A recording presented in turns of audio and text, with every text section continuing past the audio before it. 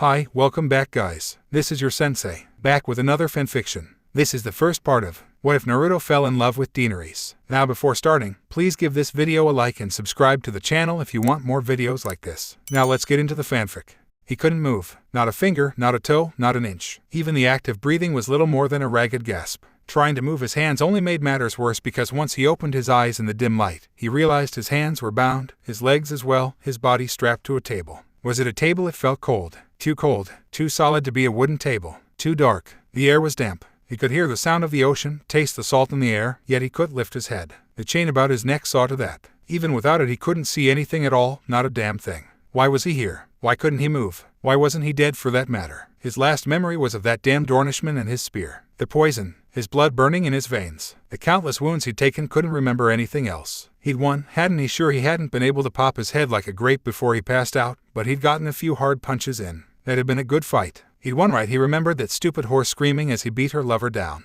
Then a weight in his head and passing out. Was this King's Landing? Didn't feel like King's Landing. Didn't smell like it, either. He could feel his heart pounding now. He needed to move. Footsteps echoed somewhere above him. Torchlight burned away the dark. Sir Gregor Clegane. A familiar voice hummed happily. Awake at last. He growled at them with all the hate and vitriol he possessed. The hell am I? Dragonstone. The voice informed him. I apologize for the silence. It's been like this ever since Stannis abandoned it. Yusanuva. Now is that any way to speak to the man who saved your life? His savior tutted. Don't worry. You're safe. Gregor didn't feel bloody safe. He felt angry, pissed to all the hells. You're restrained for your own protection, I assure you. You have a great many wounds, and they need to heal. Someone poured a goblet of wine. He saw it, heard it. A hand offered him a cup. Thirsty, Gregor didn't want to drink. The gods, his throat was dry. His host captor waved it just under his nose, bringing with it a fragrant aroma. Drink, the man urged. I wouldn't bring you all the way here just to poison you now, would I? Fair, he supposed. Then again, thinking had never been his strong suit. He couldn't nod, but he managed a grunt. A toast. They set it to his lips and poured wine down his throat, helping him to savor each drop. Proper wine for a proper hero. Come, drink. You should be grateful. I saved you, healed you, ferried you away from danger. I even got that awful poison out of your veins. He drank greedily. After all, his host continued to pace. I wanted you to have your wits when you woke up. You, the man who made murder a pastime. Gregor nearly choked on the wine. Yes, swallow. Still the wine came, forcing him to drink or drown. Drink deeply. Why did he have a bad feeling about this? Brave man, argue word by word. The man's voice turned ugly, his dulcet tones souring like too much rotten honey. You butchered a woman with a babe in her belly, stomped a little girl to death, dashed an infant's skull against the wall like it was a pinata. But you weren't satisfied with that, were you? Still the wine came, nearly making him gag. You cut a mother in two, then ravaged her corpse to sate your own lust. The goblet went away, allowing to gasp for air as his captor went to refill it. You and the Lannisters killed a good many dragons that day, but you didn't slaughter every one of them. That was your mistake. A finger tapped the goblet, producing a terrible hollow sound. You should have ripped them out, root and stem. After all, when you cut off a viper's head, the viper dies. But when you take the head of a dragon, someone leaned into the torchlight. He glimpsed a hooded face, the ghost of a smile set within the cowl. You'd best remember the dragon has 3 heads. Just as quickly, he leaned back. I suppose you wouldn't know, would you? You were too busy raping Elia Mardell to check the bodies of her children. The face leaned in again, all pretense of civility burning away. She was my mother. I didn't know her or my sister, little Rhaenys, for very long. How could I, when I was just a baby? But I remember you. I remember the way you laughed when you did it. When you broke open my head. I remember that, too. The pain was the worst thing. I was small, helpless, yet aware of every moment. Dread strangled Clegane's tongue, now heavy from wine. Damn him. He growled and tried to move his arms, to twitch his fingers or toes, to bring his strength to bear and break his bonds, but he couldn't. He could only breathe and blink. Everything felt so heavy. The wine, it must have had something in it. He was paralyzed, he realized, yet he still experienced everything. He could see and hear, think and breathe, speak and feel even, for what good it did him. Because right now he felt the icy grip of fear as he hadn't in years. No, no, no, no, no, no. You're lying, you're not here, I killed you, Yaudid. Fortunately for you, yes. A hand tugged back the hood. Unfortunately, I got better. Even if my wound never quite healed right. He glimpsed a pale face bearing a violet blue eye, whiskered cheeks, pale silver hair and an ugly scar stretching down across his temple and past his brow. Worse than what I did to Sandor, was his next thought. At least his brother still had his right eye after the burns. This one didn't. His was gone. No eye patch, not even the black one he wore, could hope to hide it. The man Aegon Targaryen didn't even try. Do you have any idea what it's like to have your own head smashed and to be left for dead? If I were any other baby, I would have died. I nearly did. He tapped his skull, showing the scar there. They threw me into a cistern. I had to crawl out. Crawl over a mountain of corpses. All the way down to Flea Bottom, but that's another story. Hardly the way I wanted to live my second life. You know I wanted to be Aegon this time around, not Naruto. You ruined that for me. But still, I lived. I survived. I thrived. I forced myself to grow. Here at last, he stopped pouring wine down his throat. And now I've come for you. 5 firm fingers gripped his chin, forcing him to look his way. After all, you know what they say. What doesn't kill you only makes you stronger. Or stranger. I haven't decided yet. I still hear their voices, you know. They're whispering in my ear even now, telling me to kill you. Without warning, he released him. But I won't. Not yet. First, you're going to confess your crimes. Gregor grit his teeth. Piss off. Wrong answer. A hand cracked across his face. He felt the pain, but could not move, couldn't do anything more than snarl. Do that again, and I start using my knives. He spun back to him, a wild light in his blue eye. Elia Martel, confess. You raped her. You murdered her. You killed her children. You killed me. You nearly killed my uncle, before I could even meet him. Oberyn lived. The gods truly hated him, didn't they? Do you have any idea how difficult it is to heal a broken skull? No, Aegon wagged a finger. Don't answer that. I had to spell all his teeth back in. He still hasn't woken up. That was, what, a week ago. The whole world thinks he's missing or dead. My Meister doesn't know when he'll wake up. He shrugged his shoulder once, spun in place, and grabbed him by the face. I suppose that works to my advantage. If Dorne didn't hate the Lannisters before, then they certainly do now. And all because of you. I didn't do a damn thing, you bastard. Ugh. He never saw the blade move, didn't even feel it until it slammed into his thigh. Confess. Aegon tilted his head. Tell me what I want to know, and all this stops. Clegane. Hate gave him strength to spit in his face. I should have killed you with your whore of a mother-rig. A knife whistled down with liquid speed, stabbed into his groin and cut upward, warping his words into an agonized squeal. Confess. It was a command. You little shit, when I get out of here you'll pay for eyes. Now his tormentor went to work on the fingers of his right hand. The fingernails, actually. When he was done with those he began breaking them. One by one, smallest to largest. It was too much pain, agony compounded with his own lifeblood pooling beneath him. And all the while that word hammered at him. Confess, trapped within a misery of his own making, sir. Gregor Clegane broke. I did it, Elia Martel. He confessed for only the second time in his life, but now he found himself utterly powerless. I did it all, everything you said, just fucking kill me, get it over with already. Silence stretched through the cavern. Death never came. Here the man who called himself Naruto, and Aegon tilted his head. Now a shy-dating grin stretched across his face. Today you're not going to die for a very long time, Clegane. A pale hand patted his head in a soothing, almost patronizing caress. First you're going to lose your legs, then your arms. After that, a nose, and maybe an eye if I'm feeling creative. Your wounds will be cauterized each time. I won't let you bleed out. If you refuse to eat, I'll shove food down your throat. And of course, if you try to bite off your tongue. He looked past him and whistled.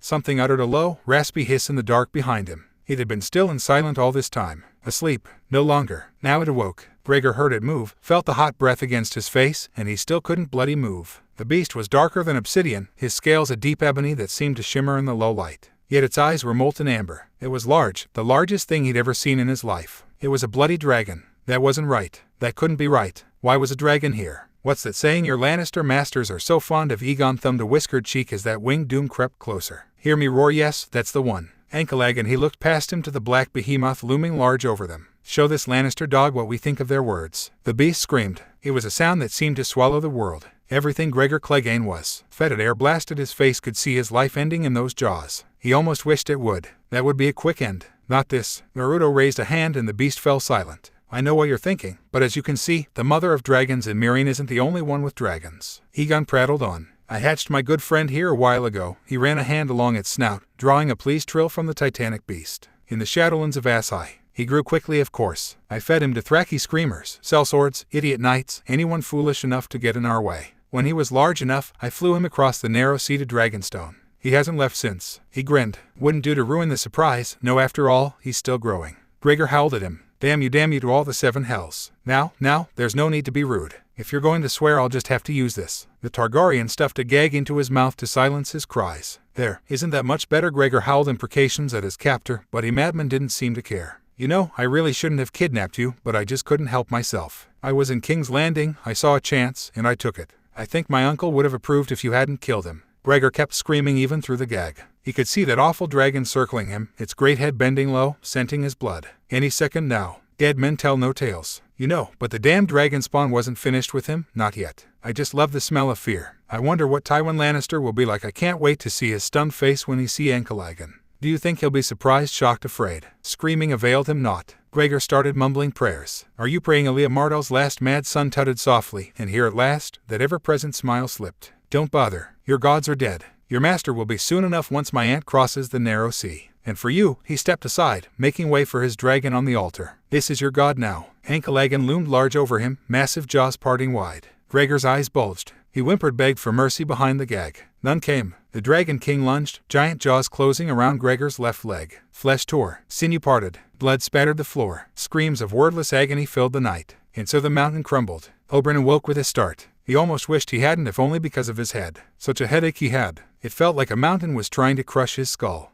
The trial by combat, he'd died, hadn't he? He jolted upright with a gasp, swearing like a sailor. Mistakes were made. Many mistakes. And they were his. The very instant he rose, his head protested violently, the pain in his skull such that he couldn't think, let alone speak. It was too much movement far too soon. His body buckled, his feet failed him, and he crashed down to the floor with a groan. Through bleary eyes he beheld a door on the far side of the room. It swung open on old creaky hinges, allowing him to glimpse a pair of dark boots. He must have blacked out at some point, because he awoke to find himself in a bed. Bed. He remembered no such bed. This room was drab and dreary and so very dull, not at all what he had grown accustomed to. Everything seemed carved from dark stone, with few comforts beyond the bed in which he found himself. As he lay there, reeling from the pain, he began to hear things, smell things, the crashing of the waves, the salt of the sea. The fading light of day spilled in through the slit of the window, yet he heard no shouts of sailor or anyone outside, which in turn implied an island. Dragonstone, he realized. This place could only be Dragonstone. Why in the seven hells was he on Dragonstone? This time he rose more warily, carefully, unwilling to test himself. His forehead ached still, but the pain proved bearable provided he didn't move quickly. "Etch," he muttered under his breath. "It feels like a woman crushed my head between her thighs." She must have been quite the woman, then. The Prince of Dorne rounded on the voice as best he could, given his current condition. A boy with distinct Targaryen features sat in a chair opposite him on the far side of the room, book in hand. He had the distinctive look of their kind, to be sure, yet also that of a Dornishman, for his skin was not quite that ghastly, ghostly pallor of those who came before. One eye lay covered by a heavy black eye patch, while it concealed that which he'd lost. It did nothing to hide the scars on his skull. The other eye gleamed a bright violet blue, the truest of dragons, and it was focused solely upon him. There was something haunting about that gaze, almost familiar. His host smiled at him as he set the book down. "Hello, Uncle. So nice to finally meet you. How are you feeling?" Uncle. Very few people in this world could call Oberyn Martell such, even less of them men. His throat went dry and his tongue felt heavy in his mouth. "Am I dead?" "No." The young man shook his head, but not for lack of trying. "Who are you?" "You know who I am." The young man rose from his chair, walked to his bedside, and sat beside him. "I just told you." Yes, he'd hinted at much. It was also impossible, for it couldn't be. It could not possibly be. Aegon, the only son of his dear sister Alea. Here, alive. Prove yourself. He fumbled at the words. Prove you are who you claim to be. It sounded foolish even as he said it. Evidently the boy agreed. How can I? He fixed him with a stern look. I was just a baby when last we met. I barely remember you. Although, a wistful expression tugged at the corner of his mouth. I recall Mother wouldn't give me to the wet nurse. She shouted and raged when they tried to feed me themselves. You found that funny. She wouldn't let anyone else touch me. Yes, Oberyn swallowed thickly. She had to feed you herself. His eyes stung. How did you survive? He'd never seen the bodies, not even the remains. The Lannisters had not allowed it.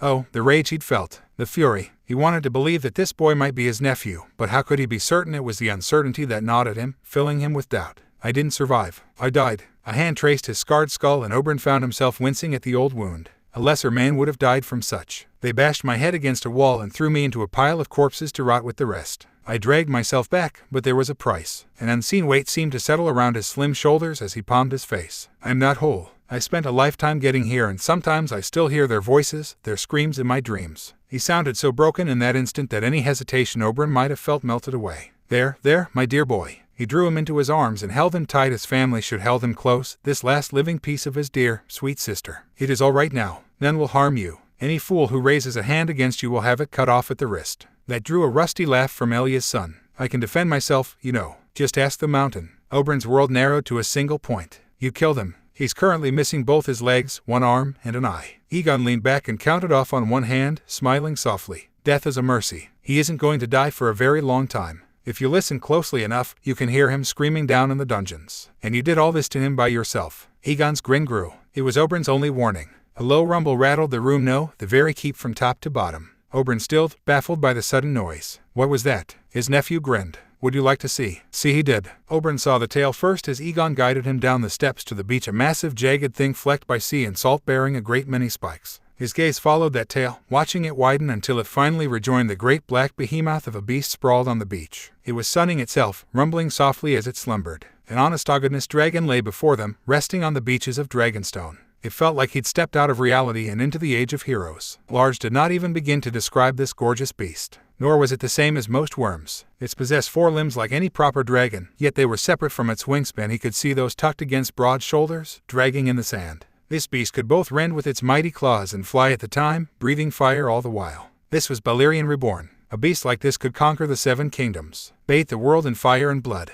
It would bring darkness and death and despair wherever it went. Such a thought made him shiver. He's still growing. Oberyn made a choked noise and rounded on his nephew for the casual remark. And how do you know this? I hatched him myself. Aegon chided. Trust me, I know. He did, didn't he? The boy spoke with such surety that he couldn't help but believe him. Aegon led him closer still, until the beast absolutely dwarfed them. The boy felt no fear, for he ran a hand across the beast's flank. He heard his nephew mutter something in High Valyrian, then with it, a name. Ankh-Elegan, time to wake up, sleepyhead. And the darkness stirred. Oberyn was a brave man. He had stared death in the face many a time, and each time told it not today more than once. But today he felt a bleak touch of fear as the first dragon to return to Westeros shifted with a ponderous rumble, sand sloughing from his body. The beast shook itself and turned, glaring down at them. A hot rush of warm air burst from his nostrils, briefly blasting their hair back. Such a beast, it could swallow the both of them in a single gulp. Aegon grinned up at his partner and caught his snout, running one hand under his chin. Don't worry, he won't hurt you. Not him, perhaps, but others most certainly. Another, uglier thought occurred to Oberyn, then. If this beast burned the world, it would burn Dorne as well. I must go home,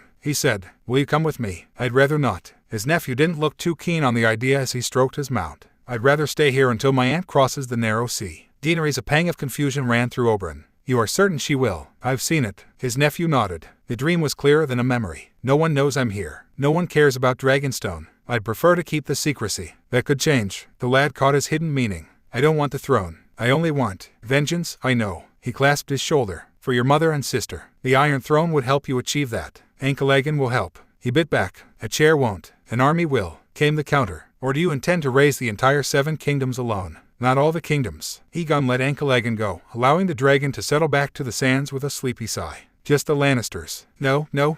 This would not do. His nephew had a purpose, a destiny. Surely he had not walked through fire and death to just cast his rights aside. He had a dragon, for crying out loud. You are the rightful heir. He circled round him, the better to face him fully. A bastard boy born of incest rules in King's Landing. Without Tywin Lannister he is nothing. And we have a Lannister of our own in the Water Gardens. That got his attention. You do. Cersei's only daughter, Michella. He was loath to give up such information, but he had his eye now. She is a sweet young thing, engaged to my brother's son. Confusion warred with disgust on his face. Eventually the latter won out. Wedding a Lannister to a Martell, what were you thinking? Oberyn raised a hand to forestall his ire. It was not my arrangement. Blame the imp if he lives. He does. He escaped across the narrow sea before his execution. That was good. It would have been a shame had he died. Aegon blew out an angry breath. This Miss Alato, she loved Tristan. It occurred to him that he might lie here. His nephew might even thank him for it. But no, they did not hurt little girls in Dorne. When last I was there, Aegon made an irritated noise and stormed away down the beach. Oberyn limped after him. The current weakness of his body disgusted him, but he acknowledged how close he'd come to death. It would take the better part of several months before he was fit enough to fight again. Time enough for the coming rebellion, hopefully. His nephew was wavering. He could sense it.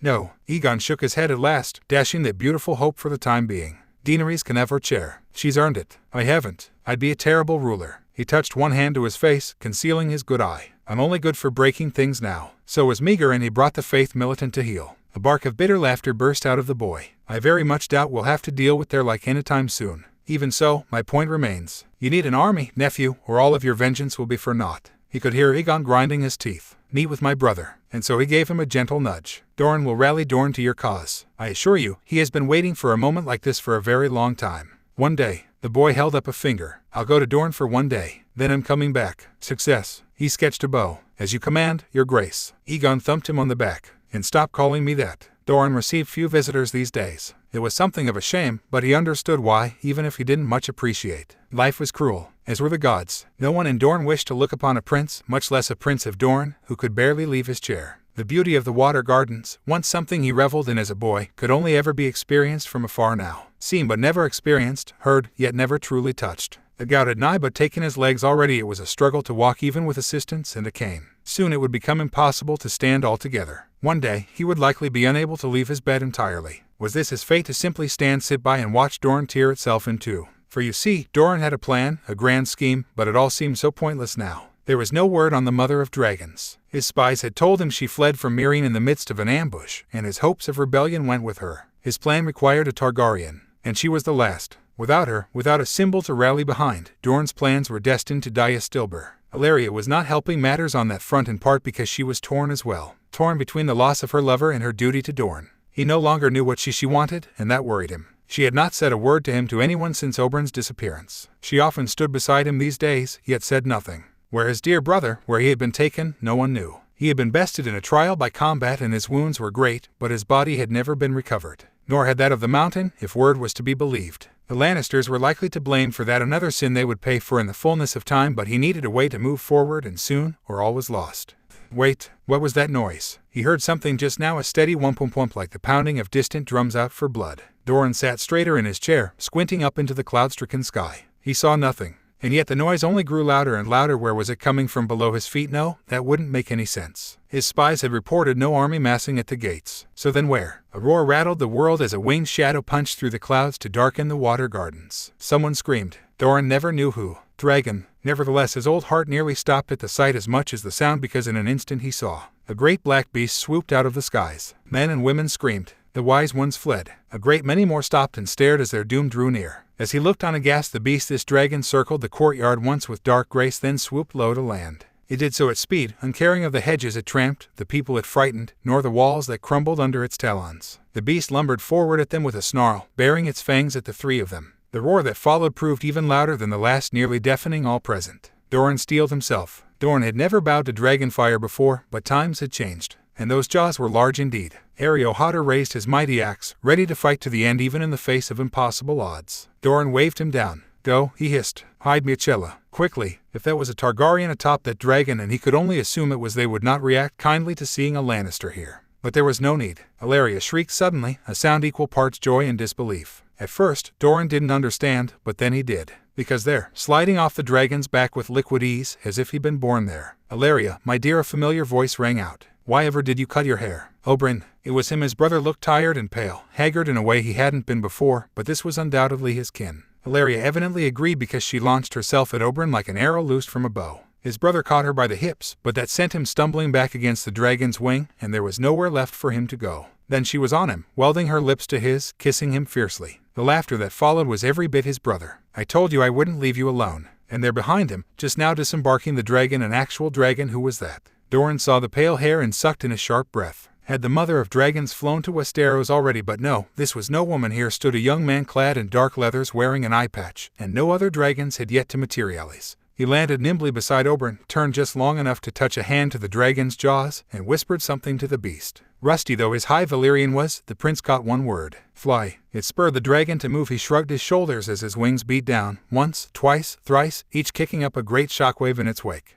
With a bounding leap and a pleased cry, the terror was airborne once, hurtling away into the clouds. Doran spared a moment of pity for the whales on the coast. He suspected the pods would be running thin after today. But there were far more important questions afoot. And who are you? Beloved brother. Oberyn's smirk was nothing short of smug, his bow even more so, as he somehow managed to do both without releasing a stricken Ellaria. May I present his grace, Aegon Targaryen, King of the Andals, the Rhoynar, and the First Men, Lord of the Seven Kingdoms, Protector of the Realm, Prince of Dragonstone and Dragonlord. Hey, the boy ruined it by thumping him on the back. I told you not to call me that. Forgive me, nephew. His brother's smile said otherwise. I could not resist. Ellaria perked up. What did you just say? Doran's mind fizzled. Nephew. Aegon looked to Ellaria, suddenly curious. Which would make you my aunt? Ellaria's face was a study of contrasts. You saved my Oberyn. Well, it took some doing, but yes. You sweet boy. His brother's paramour needed no further prodding. She dove on the Targaryen boy in a swirl of silk, kissed his forehead, and hauled him into her arms, babbling happily all the while. For his part, Aegon didn't fight. Eyes seemed more amused than anything else. He watched the young man close his eye for a moment and lean into her with a content sigh. It was the look of one who had far too few embraces in his lifetime. Doran tried to speak. He failed.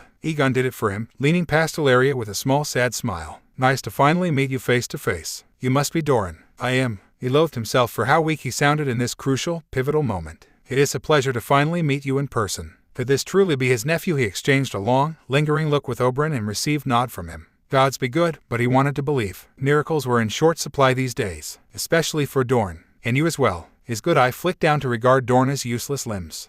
He hummed. Oberyn was right about your legs. Before Doran could think to ask what he meant, this Aegon laid a hand on of them, said palm pulsed gold, accompanied by a faint tingling in his limbs. The sensation spread, slowly at first, then with vigor, until he felt his toes begin to twitch. It was not an unpleasant sensation, as if his feet had simply been asleep all this time, not in pain. As a matter of fact, he didn't feel any pain at all, presently. Would wonders never cease? There. His nephew withdrew just as quickly, wearing a small smile. That should help ease the gout. You'll be better in a few days. What manner of magic is this? Sure, Aegon smiled. Magic. Let's call it that. A cascade of emotions hit Doran. To have his family reunited and his legs restored in the span of only a few minutes, it was too much. Too sudden. Too fast. He couldn't bring himself to answer beyond a humbled thanks. Come. For once Oberyn played the good host and took Aegon by the arm. There is much to discuss. I will take you to see your cousins in the meantime. That got Aegon's attention. I have cousins. Oberyn's smile proved wan by comparison. Indeed you do. Though I will warn you, they are willful girls, you may not like them at first.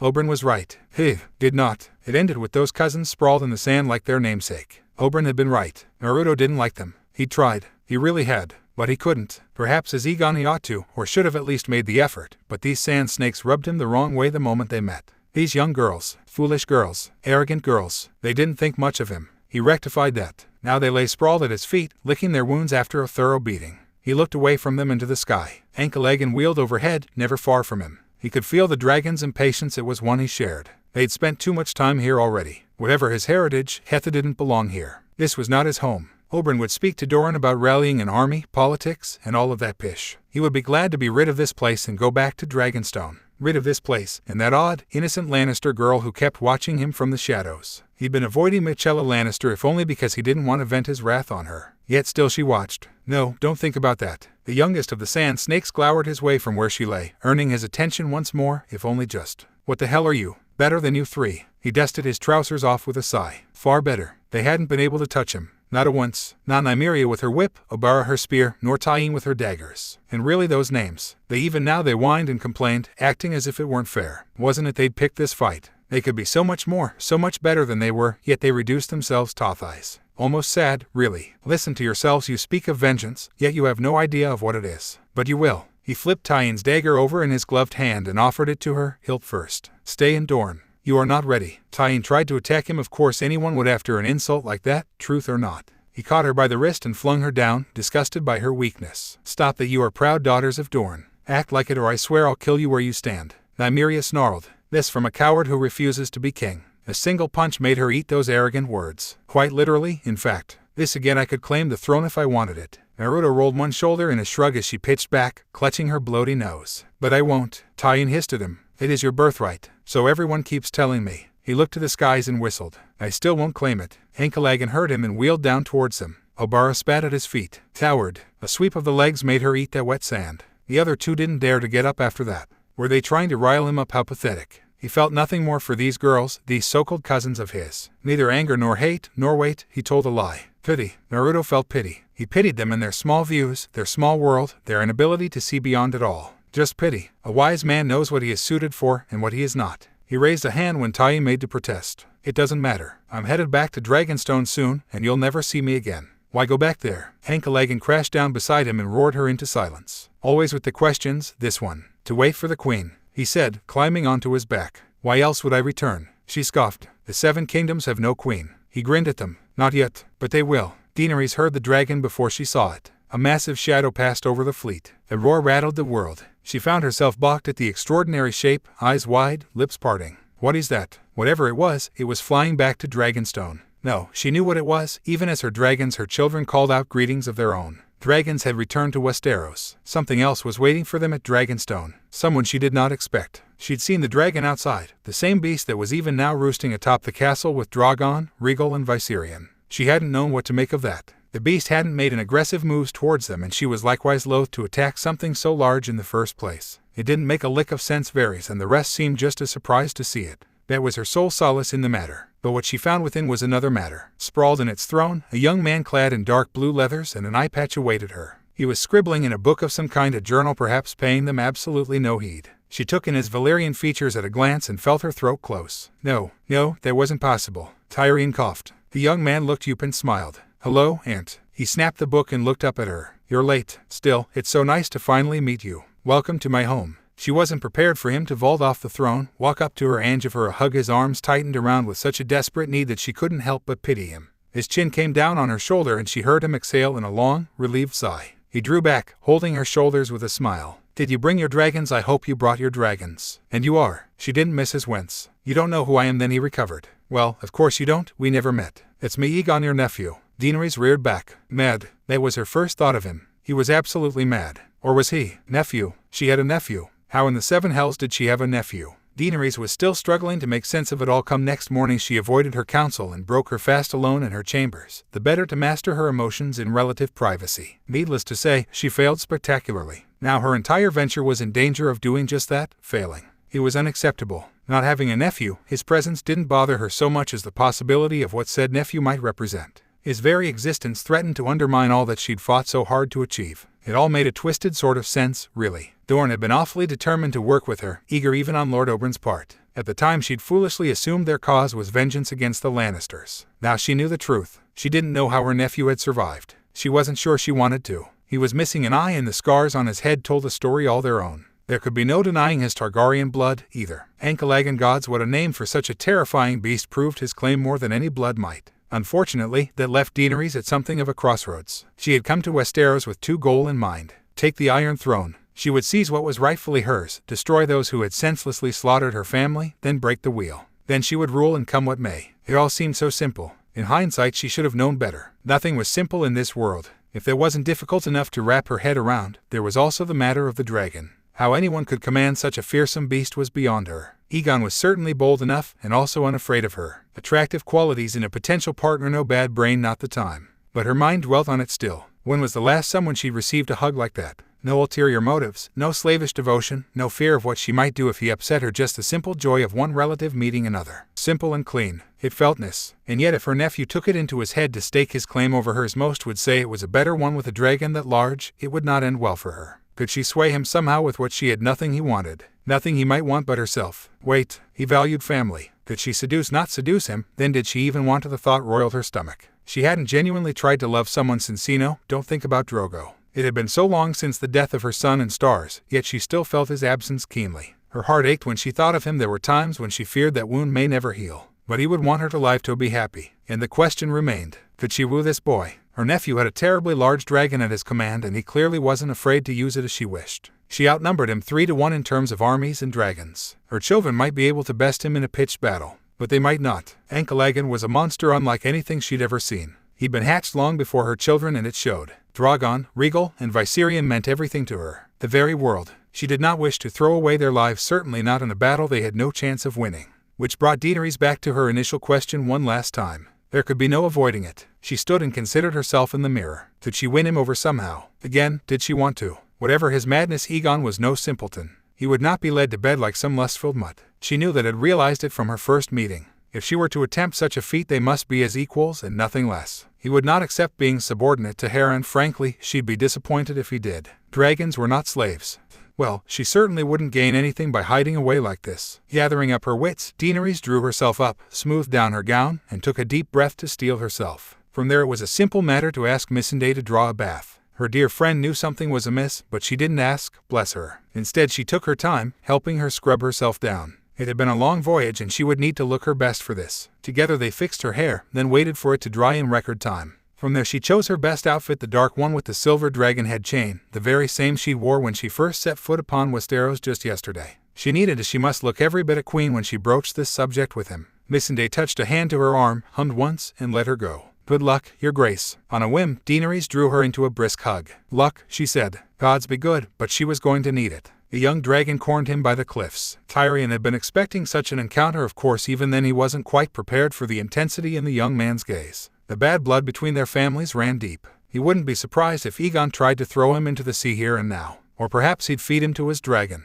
In all honesty, he'd much rather take the sea. Which was why it came as something of a shock when Rhaegar Targaryen's last living son planted a hand on his shoulder and smiled. I wanted to. Thank you, Tyrion. Oh, dear, this boded poorly. Whatever for? Aegon hummed happily. For not killing your sister or your father. I beg your pardon. Tyrion's very soul stilled. I'm afraid you must be mistaken. I put 2 crossbow bolts in him. I assure you, he swallowed once to master the utter surge of dread. He's quite dead. No, Aegon shook his head. He lived, so you have my thanks. Now I can put both their heads on a spike. He lived, of course he did. Father was just the sort to survive out of spite. How certain of this are you? Quite certain. Egon's smile was telling. He's busy dealing with fallout your idiot sister caused. A destroyed sept, faith militant, a dead queen, and a king throwing himself from his balcony. He clicked his tongue. Nasty bit of business, that. Why, your dear family might tear itself apart before we even reach the capital. I hope they don't. The wind picked up as the faintest note of excitement threaded its way through his voice. That would ruin the fun. Tyranny followed his gaze. He could see the dragons wheeling in the sky, and beyond them, dark storm clouds on the horizon. If it was an omen, it was a poor one for the Lannisters. This boded poorly. Daenerys he could counsel restraint towards on a good day, but this young man loathed all Lannisters, and he wouldn't be happy until wellheads, spikes, walls, and all that.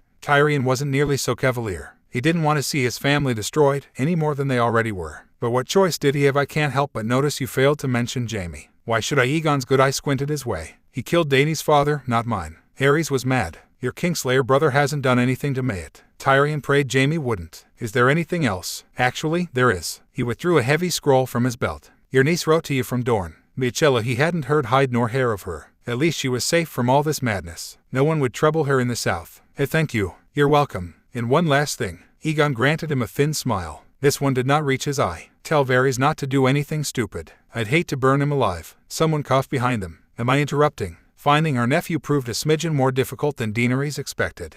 If only because she didn't bloody know where he'd wandered off to. Mercifully, she encountered neither Varys nor Tyrion during her search. Perhaps it was for the best. Perhaps they had gone out of their way to avoid her. Also for the best. The red woman from last night was nowhere to be seen as well. She must have departed to parts unknown. Daenerys couldn't blame her. She delivered her message, asked, begged, really her to summon Jon Snow, and moved on. She confessed a certain curiosity toward this king in the north and had sent a raven. But he wouldn't arrive for some time. For now there were more pressing matters to which she must attend. Eventually she found Egon on the cliffs with Tyrion. They were talking, or rather, Egon was the one doing the talking, and Tyrion seemed terrified of him. Why did they reassure her so? Because it meant they weren't plotting against her. Was she truly that petty? The thought shamed her dearly. She coughed into a fist. Am I interrupting? Not at all. Tyrion seized upon her intrusion like a drowning man would driftwood, desperate to escape. He waddled her way quickly, pausing just long enough to whisper her way. Careful, he warned her. He's in a rather bloodthirsty mood. She offered him a genial smile. Dragons often are. Tyrion heaved a sigh. Your Grace, please. What did you discuss? Her hand grimaced and clasped both hands behind his back. I wish to sound him out on the matter of our invasion. Is it? She bridled a little at that. I still disagree with your plan. My queen, there will be bloodshed no matter what we do. My hope is that we can at least limit it. If we encircle the capital with our armies, we can. Egon scoffed where he stood, not looking at either of them. Sure, might as well take Casterly Rock for all the good that will do you. Tyrion's lips formed a thin line. The young dragon made an annoyed noise but said nothing more. Daenerys waved a hand. You may go. Tyrion bowed curtly. Please consider what I said, Your Grace. You yourself, you do not wish to be Queen of the Ashes. His words were genuine. For now, she'd be watching him. She looked at Egon. Her nephew stood with his back to her, not looking her way. Instead he chose to watch her dragons circle high in the skies above the bay. Ankalagan had actually deigned to join them this time. Together the four of them seemed to be conducting some sort of bizarre aerial dance, swooping and diving, wheeling through cloud banks only to re-emerge perilously close to one another. The sight made Dany's heart clench. She could imagine them spewing flame, Ankalagan crushing them within his claws. No, that at least she had to avoid at all cost. Her children must live. She couldn't bear to lose a single one of them. Which meant she had to think. She had to think fast to make this work, or risk losing all she'd achieved. Her children, her friends, her armies, perhaps even her life if she did something spectacularly stupid. Not that she would, of course. She wasn't mad. She couldn't afford to make mistakes. Not here. Not with him. Even come closer, if you like. Egon rumbled a low laugh, airy and free of all cares. I'm not going to bite. He's older than me, she realized, scrutinizing him. He was born before I was, by at least a year. Yet he looked so small now. Tired, downright exhausted, even. A thought occurred to her. She had gone through hell to reach Westeros. There could be no denying that, but Egon looked to have suffered trials of his own, far earlier than she. They'd marred him in ways she couldn't quite comprehend. He could have been so much worse. Yet here was, talking pleasantly with her. She didn't want to use him. He might well be the only kin she had left in this rotten world. And yet she couldn't afford to leave him alone, either. To do so would be folly. Her enemies, and maybe even her advisors, would use her against him. Daenerys sighed. What do you want, exactly? The man who may or may not be her nephew granted her a small, sad smile as he watched the dragons dance in the sky. Is a family so much to ask? Both of us should be dead, yet here we are, alive. Against all odds. If that's not a miracle, I don't know what is. He turned to face her at the last. There must be a reason we met here. It was a tempting prospect. Having another dragon rider would only strengthen her cause. Her brow furrowed. She had to ask, "And you don't want the throne?" He scoffed aloud. "Stupid iron chair, so that's a no." She nearly laughed aloud. "Why?" Aegon shook his head. "I'm mad." He spread his arms as though it were the most obvious thing in the world. "You don't want a lunatic on the throne. Not alone at any rate. Look what happened to your father. He didn't have anyone to keep him in check and he went absolutely insane. No wonder the entire realm turned against him. I'd prefer to avoid that fate. I'd make a damn good enforcer, but a king." His words quickened her pulse. Was he suggesting, "You're good with your words"? He shrugged one shoulder. "Good at winning people to your side. Your allies love you. Most folks fear me." Yes, she could see it now. What was the euphemism? Sir Barristan used the velvet glove and the iron fist. She could be the carrot, and Aegon the stick. It was a dynamic that had served rulers well in the past, just as the first Aegon, their forefather, had used. Mercy and gifts aplenty were granted unto those who knelt, while their enemies were utterly destroyed. The same approach might well work to their advantage. Destiny knocked. Daenerys answered. "Then you wouldn't object to marrying me?" There, she'd said it. Bind her claim to his, and him to her. Aegon blinked. He blinked hard. Pardon. This was it. All or nothing, then. She stepped to him. "We are Targaryens." Her fingers threaded through his, palm pressed against palm. "The last of our line. We could tear one another apart, here and now, but who would that serve? Our enemies." He answered before she could. "My," but his hands were warm. "Still, this is kinda sudden. You know I'm flattered, but I'll need to sleep on it." Even so, he didn't let go of her hands. If anything, they held tight and she found herself squeezing them in return. "For what it's worth, I don't want to fight you, either. I never did, not after." His face lit up suddenly. I almost forgot his grin was so pure, so guileless that she froze for a second. "Got a gift for you. There's something I want to show you. Follow me." Still grinning, Aegon took her by the hand, bold boy, and tugged her back toward the castle. Despite his haste, her nephew didn't walk in front of or behind her, but beside her. As an equal might, Daenerys found herself appreciating the difference. It seemed a small thing to fuss about, but it did much to endear him to her regardless. Oh dear, this was going to be trouble, wasn't it? She'd meant theirs to be a purely political alliance. But perhaps, come on, he lengthened his stride, forcing her to match him or be left behind.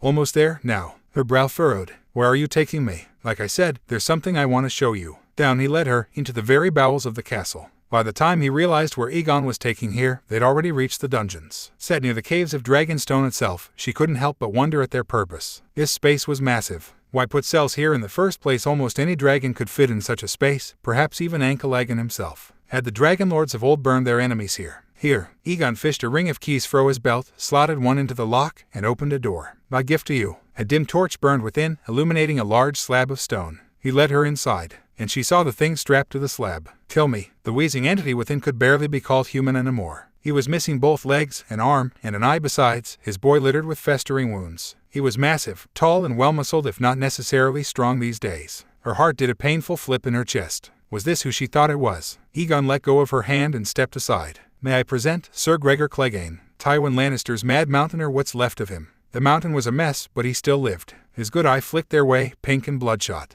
"No more, please." Her throat closed. "This is the man who dashed my skull in, killed my sister and my mother." Aegon continued to pace, speaking over his pleas. "He wrapped our bodies in a red cloak and threw them down before Robert Baratheon and Tywin Lannister. The usurper laughed at us and had us thrown in a midden. I had to crawl my way out." He pressed something into her palms. Daenerys looked down and found herself holding a wicked knife. She looked up at him. "Why haven't you killed this beast?" "Because death is a mercy he doesn't deserve." She looked away. "Think of this as an early wedding gift, from me to you." Aegon's lips brushed the outer lobe of her ear. "Do what must be done. Do not hesitate. Show no mercy." A red haze fell over her vision as she gazed upon the foul thing sprawled before them and thought of the dark deeds he'd done. "Remember, he gave our family none. And what do we give our enemies? Fire and blood," she whispered. Aegon's grin was borderline euphoric. He clapped his hands. "That's my auntie." The mountain whined and wheezed for an end to his torment. "Please." Daenerys took a deep breath, then she gripped the knife in hand. 3 quick steps carried her forward. A trembling arm rose. Gregor tried to say something, to beg for mercy he didn't deserve. Daenerys showed him none. She stabbed down into his stomach, then his groin. What passed for his chest? Now. She stabbed down again, delighting in the whimper that followed.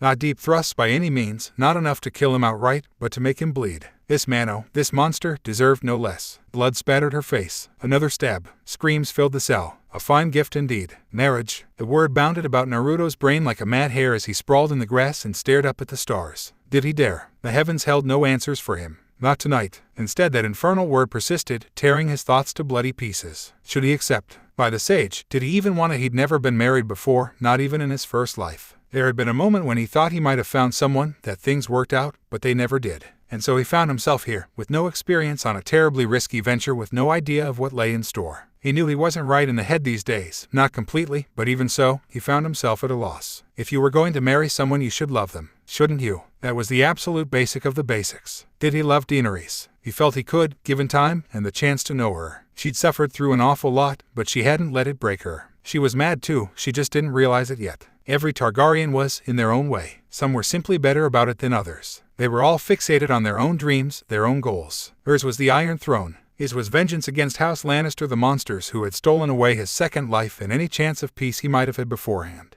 But afterward, well, there had to be an after. For both of them. He idly conjured a racing shuriken into his hand just to make sure he still could, held it there for a moment, then lobbed it into the ocean. It arced gracefully into the waves, then vanished into the depths. His short, sharp act of violence brought him little peace. With a sigh, he craned his neck backward. What do you think, should I marry her? Ankalagan rumbled from where he lay beside him, low and deep in his throat, a bass note to rumble the cliffs. Right, you've not properly met her yet, have you? An idea dawned and he grinned, pausing to scratch his head. We'll fix that tomorrow. Where had Aegon wandered off to now? The dawn had come, and with it, the forgotten prince had vanished once more. Daenerys might have found it amusing if her nephew weren't so damnably skilled at hiding. Sometimes it seemed Aegon could only be found when he wanted to be. At others he simply vanished, often for hours at a time, wandering off to do gods knew what. She had thought to find him up here on the cliffs again today as she had yesterday, but alas, he was nowhere to be seen. Wind tugged at her hair as she turned her gaze to the clouds. She could glimpse Drogon and her children, wheeling out high above the waves from here, fighting over something they'd caught, but there was no sign of Ankalagan among them. In all likelihood he'd probably flown off in search of food. So where had his master gone?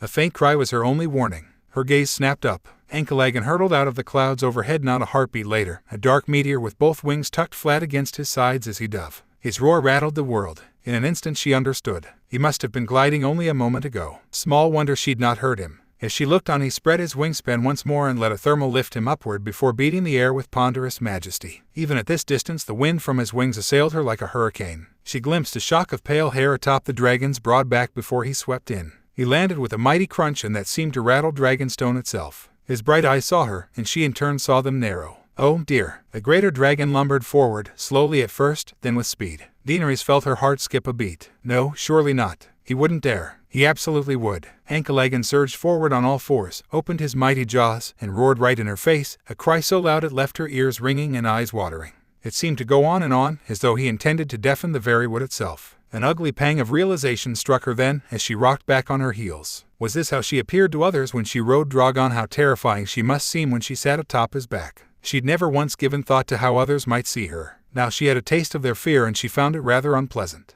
The roar cut off abruptly, leaving Daenerys reeling, but those jaws didn't close, not for a moment. Ankalagan snarled at her, baring countless teeth for her to see. She glimpsed a tongue of fire simmering in the back of that massive throat. Oh gods, he was going to burn her alive. It should have terrified her. Yet she only felt a strange, eerie calm. So be it. She'd come this far. If this was to be her end, she would face it head on. Daenerys raised an ungloved hand, then held it up before the dragon's face to touch his snout. Ankalagan could have snapped that hand clean off, bit it right in half with her arm, and the rest of her beside us wouldn't have been able to do anything about it. Instead he inhaled deeply, drawing her forward. His growl became a pleased trill as his pupils dilated. Abruptly, he shoved his snout into her chest, forcing her to catch his snout or be bowled over entirely. The faint smell of fire and smoke assaulted her senses, and she released a short, shuddering breath, trying to control her hammering heart. Good boy, good boy. Naruto watched the singular scene unfold atop Ankalagan's back. A broad smile split his whiskered face from ear to ear. He'd left it to his old friend to decide, and so he had. That settled his doubts. She was a keeper. Marriage it was, then. Ahoy, ahoy. Aegon slid down off his back to land beside Daenerys, grinning like a madman.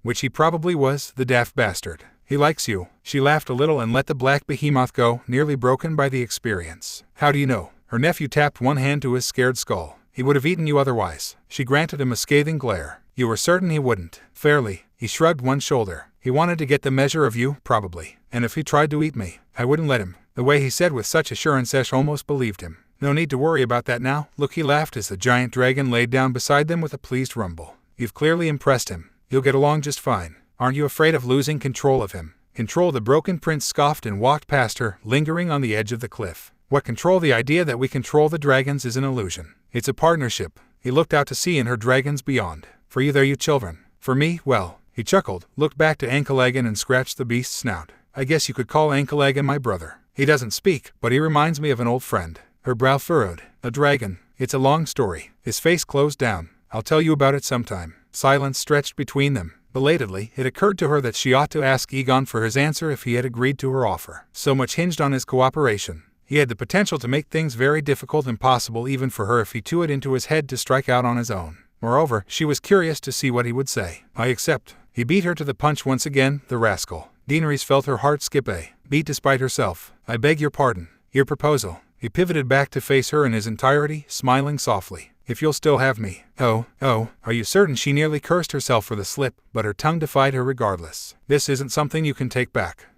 He stepped to her and took her hands in his, idly tracing her knuckles with one calloused thumb. I'm sure. Oh gods, why did her face feel so warm? She rather liked the way his had fit in her snow-bad girl focus. With this, their causes were united as one. They would face Westeros together. So why did she feel so restless? She should have been thinking about the Iron Throne, yet in this moment she found his thoughts broken and disjointed. It felt rather nice, knowing she wasn't alone in the world anymore. So what if her only other known relative was a little mad? He wasn't a screaming lunatic like her father, nor was he a sniveling coward. Here was someone who would stand beside her, not in front of nor behind her. An equal. She couldn't remember the last time she'd had one of those, not in the truest sense of the word, not since Drogo. Could she learn to love Egon as she had him? She found him pleasant enough company, if a bit wild. But he didn't know. She couldn't have children. She'd have to tell him, and soon. Mercifully, he released her hands and stepped backwards to his dragon. Care for a race. Daenerys arched a pale brow. I'm not sure that would be wise. Wise, she says. Egon laughed happily as he climbed atop Ankalagan. Who said anything about being wise? This is meant to be fun. She stared at him for a long moment until, at length, he sighed. Don't be a stick in the mud. You'll be glad of moments like these when you're queen, you know. You'll have precious little time for them in the future. Ankalagan swiveled his massive head to look at her again in agreement. Egon grinned. Afraid you'll lose, your grace. The spark of competition kindled within her bosom. I didn't say that. Then you have nothing to fear. He slung himself into the saddle. Her gaze met his. Her intended didn't budge. Not one bit. Go ahead, he grinned. Hull Dragon. We'll wait. Tyrion considered himself a wise man. Not the strongest and certainly not the tallest, but wise, yes, wise enough. He drank and he knew things. Well, perhaps less so the drinking these days. Still, he prided himself on reading between the lines, seeing things before others could, anticipating the actions of both allies and enemies alike. And this boded poorly. Yes, most poorly indeed. He had seen them together for several days now, Daenerys and Egon, holding hands, talking to one another, conversing. They had flown away together some time ago, racing across the cliffs. Egon had once said race most handily, but it was what came after that concerned him. They'd flown out across Blackwater and not returned for some time. When they finally did, they looked smug about something. The dragons looked smug, theirs certainly had. It soon became something of an open secret in the days that followed. They spent much time together as their armies massed, preparing. Granted, the unlikely duo slept apart and hadn't shown any outward signs of affections, but still, the rest of the council began to take notice of it. Now, in all fairness, Tyrion wasn't privy to what they were thinking. Their queen had not shared her plans with them, but he could make an educated guess. It was precisely said guess that alarmed him. The realm did not have the fondest memory of the Targaryens to begin with, not after the horrid insanity of the Mad King. And yet here two of his kin were, openly consorting with one another. The knowledge was suppressed for now, but once they began moving their forces across the rest of Westeros, that would soon chance. Oh, yes, this could go very poorly, very quickly. He finally dared to broach the subject come breakfast one morning. I understand congratulations are in order. Daenerys shot him a withering look, set down her fork, cleaned her lips with a napkin and took a deep breath. Her face became a curious study of contrasts. They are. Well, Olenna tutted at her. Don't keep us in suspense. Daenerys pushed her chair back, took a deep breath, stood to address them all. I will. Nary. Silence ruled over them all. My nephew, she finished. Lord Aegon Targaryen.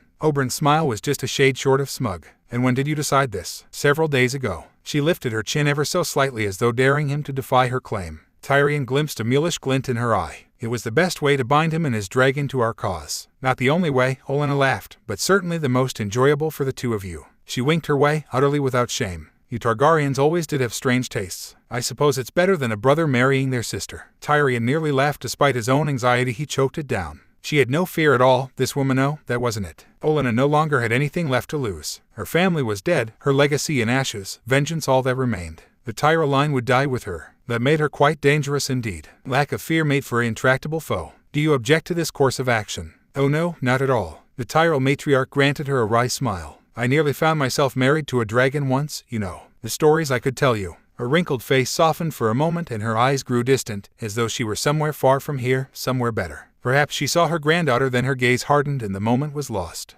But I think not. No, I chose who I wanted. As have you, it seems. Their queen seemed to take strength from that. She would not be swayed, not on this matter, perhaps not ever. But why go out of her way to establish relations with someone who, by all rights, claimed to be mad? Yes, he had a rather large dragon, but she had 3, and they had several armies. Why would she? Realization struck him in a horrific thunderbolt. Of course, how could he have missed it? She was fond of Aegon. And he, her. He had seen love blossom on battlefields before. And this was war. Passion sparked, it might well be only a matter of time. But would it end in disaster? Their cause balanced on a knife's edge. To fall one way promised victory, the other, doom. He let his gaze roam about the table, trying to get the measure of the rest of the council. Oberyn was grinning fit to burst, secretly pleased. The Dornish were well and truly bound to Daenerys now. Varys seemed inclined to agree with their queen, no doubt thinking it best for the realm, while Olenna had already said her piece. Yara didn't seem to much care one way or another, but then again she was Ironborn, who could tell her thoughts one way or the other. And then she surprised them all. I don't see what the problem is. If they want to have it one another, let them. Daenerys coughed into her wine.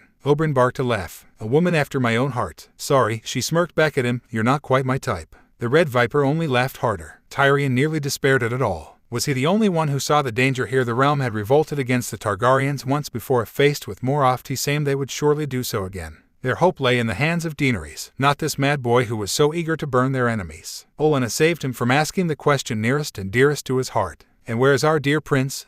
A mighty roar rattled the castle from top to bottom. He saw it then, the ghost of a smile upon their queen's face. I suspect he'll be joining us shortly. It was too much. He had to say something. My queen, are you sure this is wise? I do not think, I know, she interjected, rendering his protest moot. He would happily burn half the countryside. And as I said before, she countered, I am not here to be queen of the ashes. So you say. Olenna tutted in mild disapproval. I'll say to now what I did then. How do you mean to take the Iron Throne if you restrain yourself? The doors burst open. Restrained, a familiar voice intoned. Who said anything about restraint? Aegon certainly cut a fearsome sight in that black armor of his. He didn't so much walk as he did stalk to the queen's side. There was a high, wild look in his eye, one that Tyrion found himself shying away from. The boy might well become a second meager at this rate. He could understand the appeal, of course, the carrot and the sick, the velvet glovier, the iron fist beneath it. When faced with a massive beast like Ankalagan, the offer of peace would certainly seem most appealing. He must have been out scouting. Wait, what did he have there in his hand? Nephew. Daenerys smiled for him. So nice of you to join us, Aunt. He didn't smile back, but instead thumped the sack down on the table and ripped the coarse cloth away. Revealed was a severed head for all to see, its face frozen in final moments of agony. Tyrion had no idea who the poor bastard was, and didn't have time to ascertain his identity, because the prince was already speaking.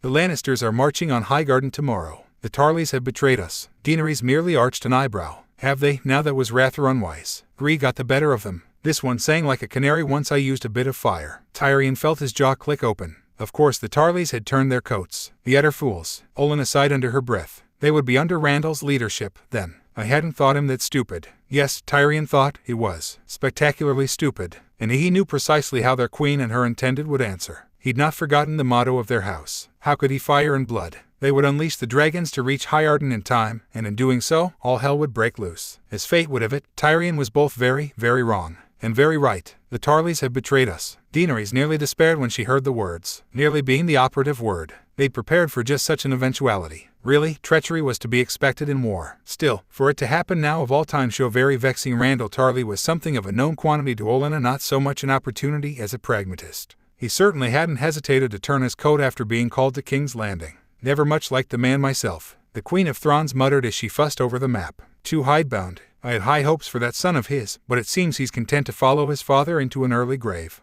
Let's see now there. A wrinkled finger traced the line from Dragonstone to the Reach. They've already stolen a march on us. You'll have a hard ride ahead of you if mean to intercept them. And you'd best do it quickly. If they mean to sack my home for its wealth and resources, they are sorely mistaken. Why would they do such a thing? Oberyn frowned and took a hearty bite of his apple. To pay of their debt to the Iron Bank, I suspect. This from Varys. One way or another, they always get their due. So it would seem. Perhaps we should have met with them first. Too late for that now, I'm afraid. Came the rejoinder. Our friends will undoubtedly reach Highgarden before us. Not on Dragonback they won't. Aegon tutted, peering over her shoulder. Ankalagan and I can reach Highgarden in time to warn Themenstall, said friends. Daenerys shot her nephew a quelling look, not liking the smile he wore. You will do no such thing. I forbid it. Why? He turned a quizzical look upon her. We can fly faster than you and Drogon. That's a fact. Surely that's foolish. Tyrion put in. Without an army, you'll be putting yourself in harm's way. For some reason, that made the Forgotten Son laugh. I've been in harm's way from the moment I was born. What's a little risk now? Let me buy you some time.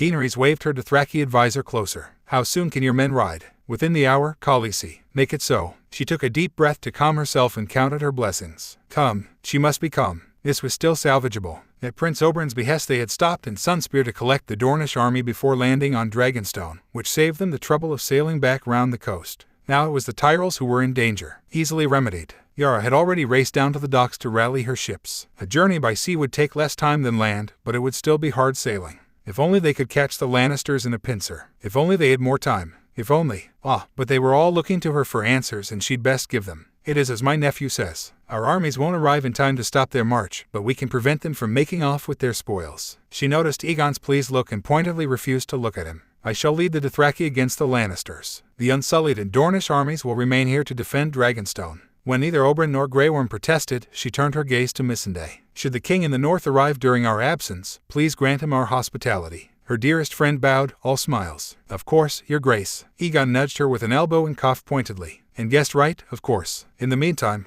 they wanted her to be a dragon. She would be a dragon. Just this once. He was really doing this. Words were one thing, but here Aegon was, actively committing himself to their cause. Were he anyone else, Daenerys would have given her nephew a good hard shake and shouted him down for good measure. Instead she could only watch helplessly as he readied himself in Ankh-Elegan on the shoreline. Waves lapped at their feet as he made his preparations, adjusting the saddle, making certain he'd packed enough provisions on his personage, adjusting his armor and the like. It all felt like an eternity when in truth it only took a few minutes. Every second counted. It was easy to appear brave before her council. She could hide her fear there. Not here, not here, while she watched her nephew prepare to throw himself into the fray once more. He would be risking life and limb out there, alone, for some time. How she wished she could fly out with him. She wanted to, she truly did, but that was reckless, even for her. She had no armor to speak of, a matter which she swore to see rectified, and even Drogon couldn't conquer an army alone. No, she would be flying after Aegon and Ankh-Elegan with her army, though it galled her to no end. Simply put, the duo could cover more ground alone, without her slowing them down. This was the first and last time she would be a burden to them. So she swore. You needn't buy much time, only enough. She cautioned him.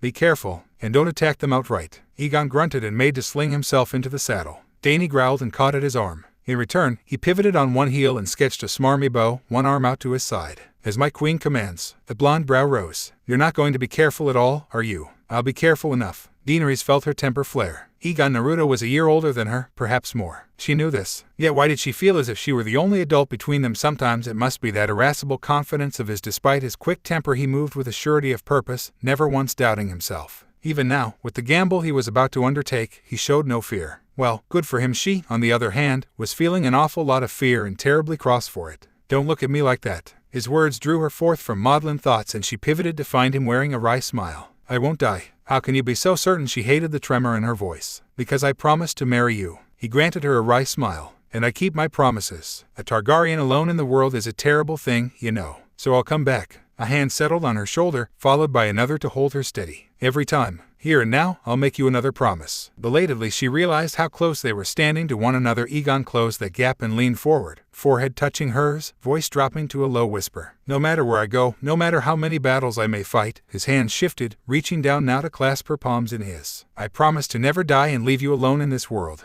It was such a simple oath, impossible even, and yet it sparked something in her. Come closer, please. Aegon complied. The very moment he did, Daenerys grabbed him by the face, yanked him in, and kissed him soundly on the lips. Her intended stiffened in surprise, but only for a moment. Then he reciprocated, grabbing her in return, pulling her even closer, lips seeking hers with a startling hunger. She angled her head to deepen the kiss, and a low growl rumbled in his throat. It surprised her, both that Aegon would be so passionate and that she'd enjoy it so. And she did. Very much so. Very, very much indeed. His kisses warmed her blood and set her heart ablaze. In his arms, the rest of the world ceased to be. She stopped thinking about the battle, about the Iron Throne, about anything but the young man lavishing attention on her lips, and now her cheek, followed by her neck.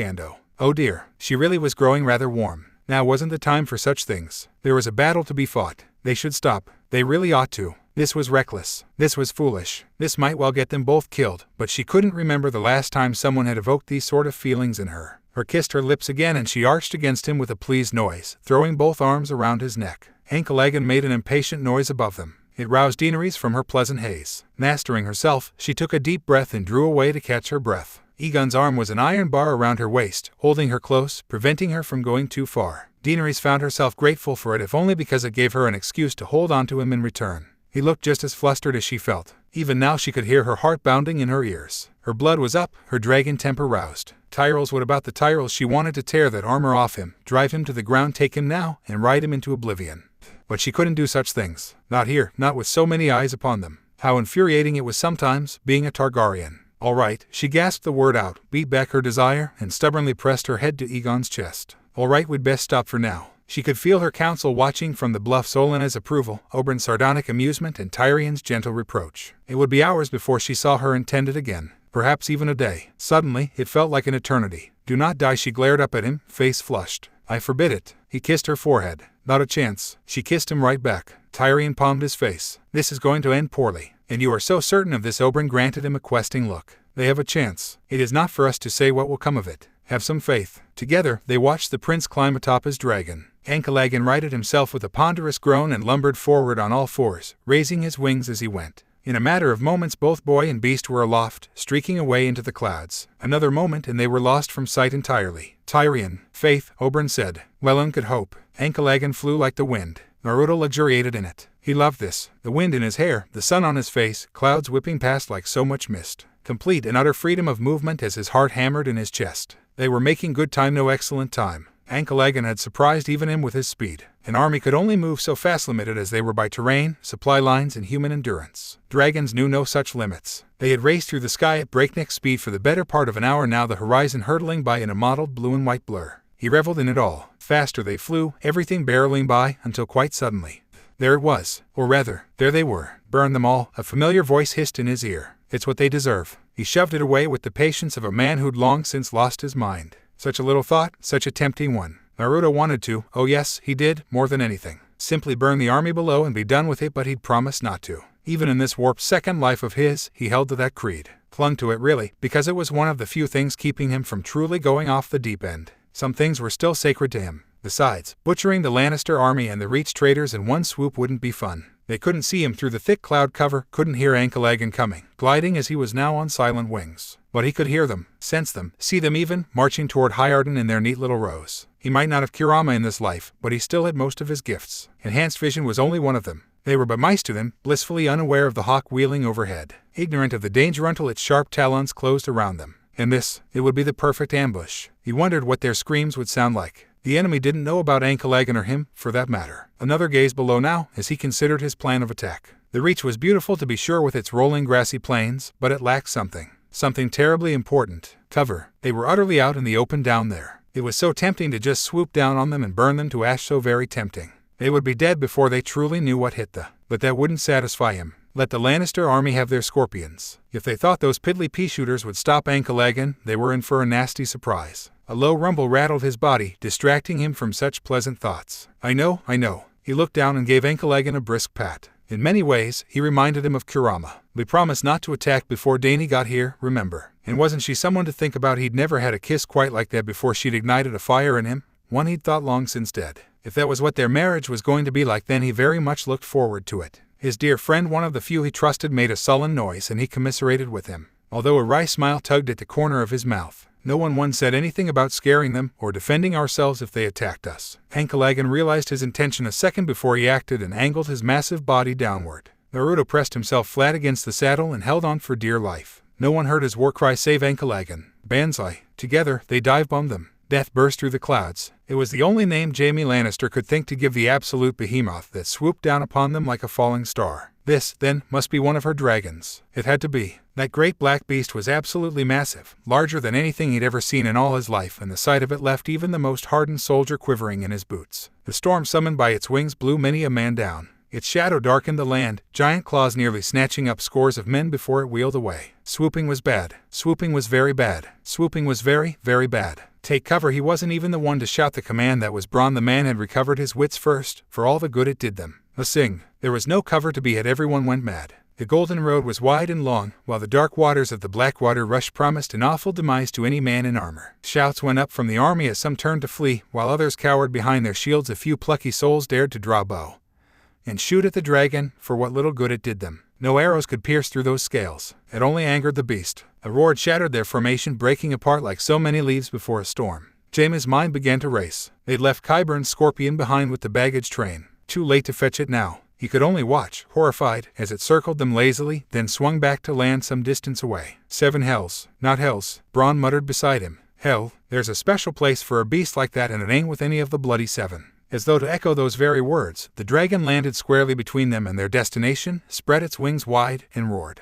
The world fell silent. Jaime glimpsed something moving on its back. Someone. Might that be the so-called mother of dragons he'd heard so much about? No, that was a man. He could tell that much even from here. Said man dropped from the beast's back. There was something about him, something different. Something worse. If Daenerys was the mother of dragons, then this was the father of death and despair. His black armor seemed to drink in the sunlight itself. He stalked their way, devouring the distance between them with long strides. The closer he came, the more fearsome he became. He looked just like Rhaegar, sans that wicked black eye patch. And in a moment, Jaime knew. The forgotten son. Naruto strode forward at a languid pace, trying to quiet the hammering of his heart. Not from fear, oh no. Quite the contrary. He wasn't afraid at all. Most men would have been terrified facing an army alone. Most men didn't have a dragon at their back. Most men were sane. Besides, he found himself curious when faced with a monster like Ankalagan. Would the army back down if not? Would this new body hold up in a protracted fight against an army? He was no Madara by any means, yet he found himself wondering all the same. Perhaps it would have been more entertaining to carve a line of fire between them and him, but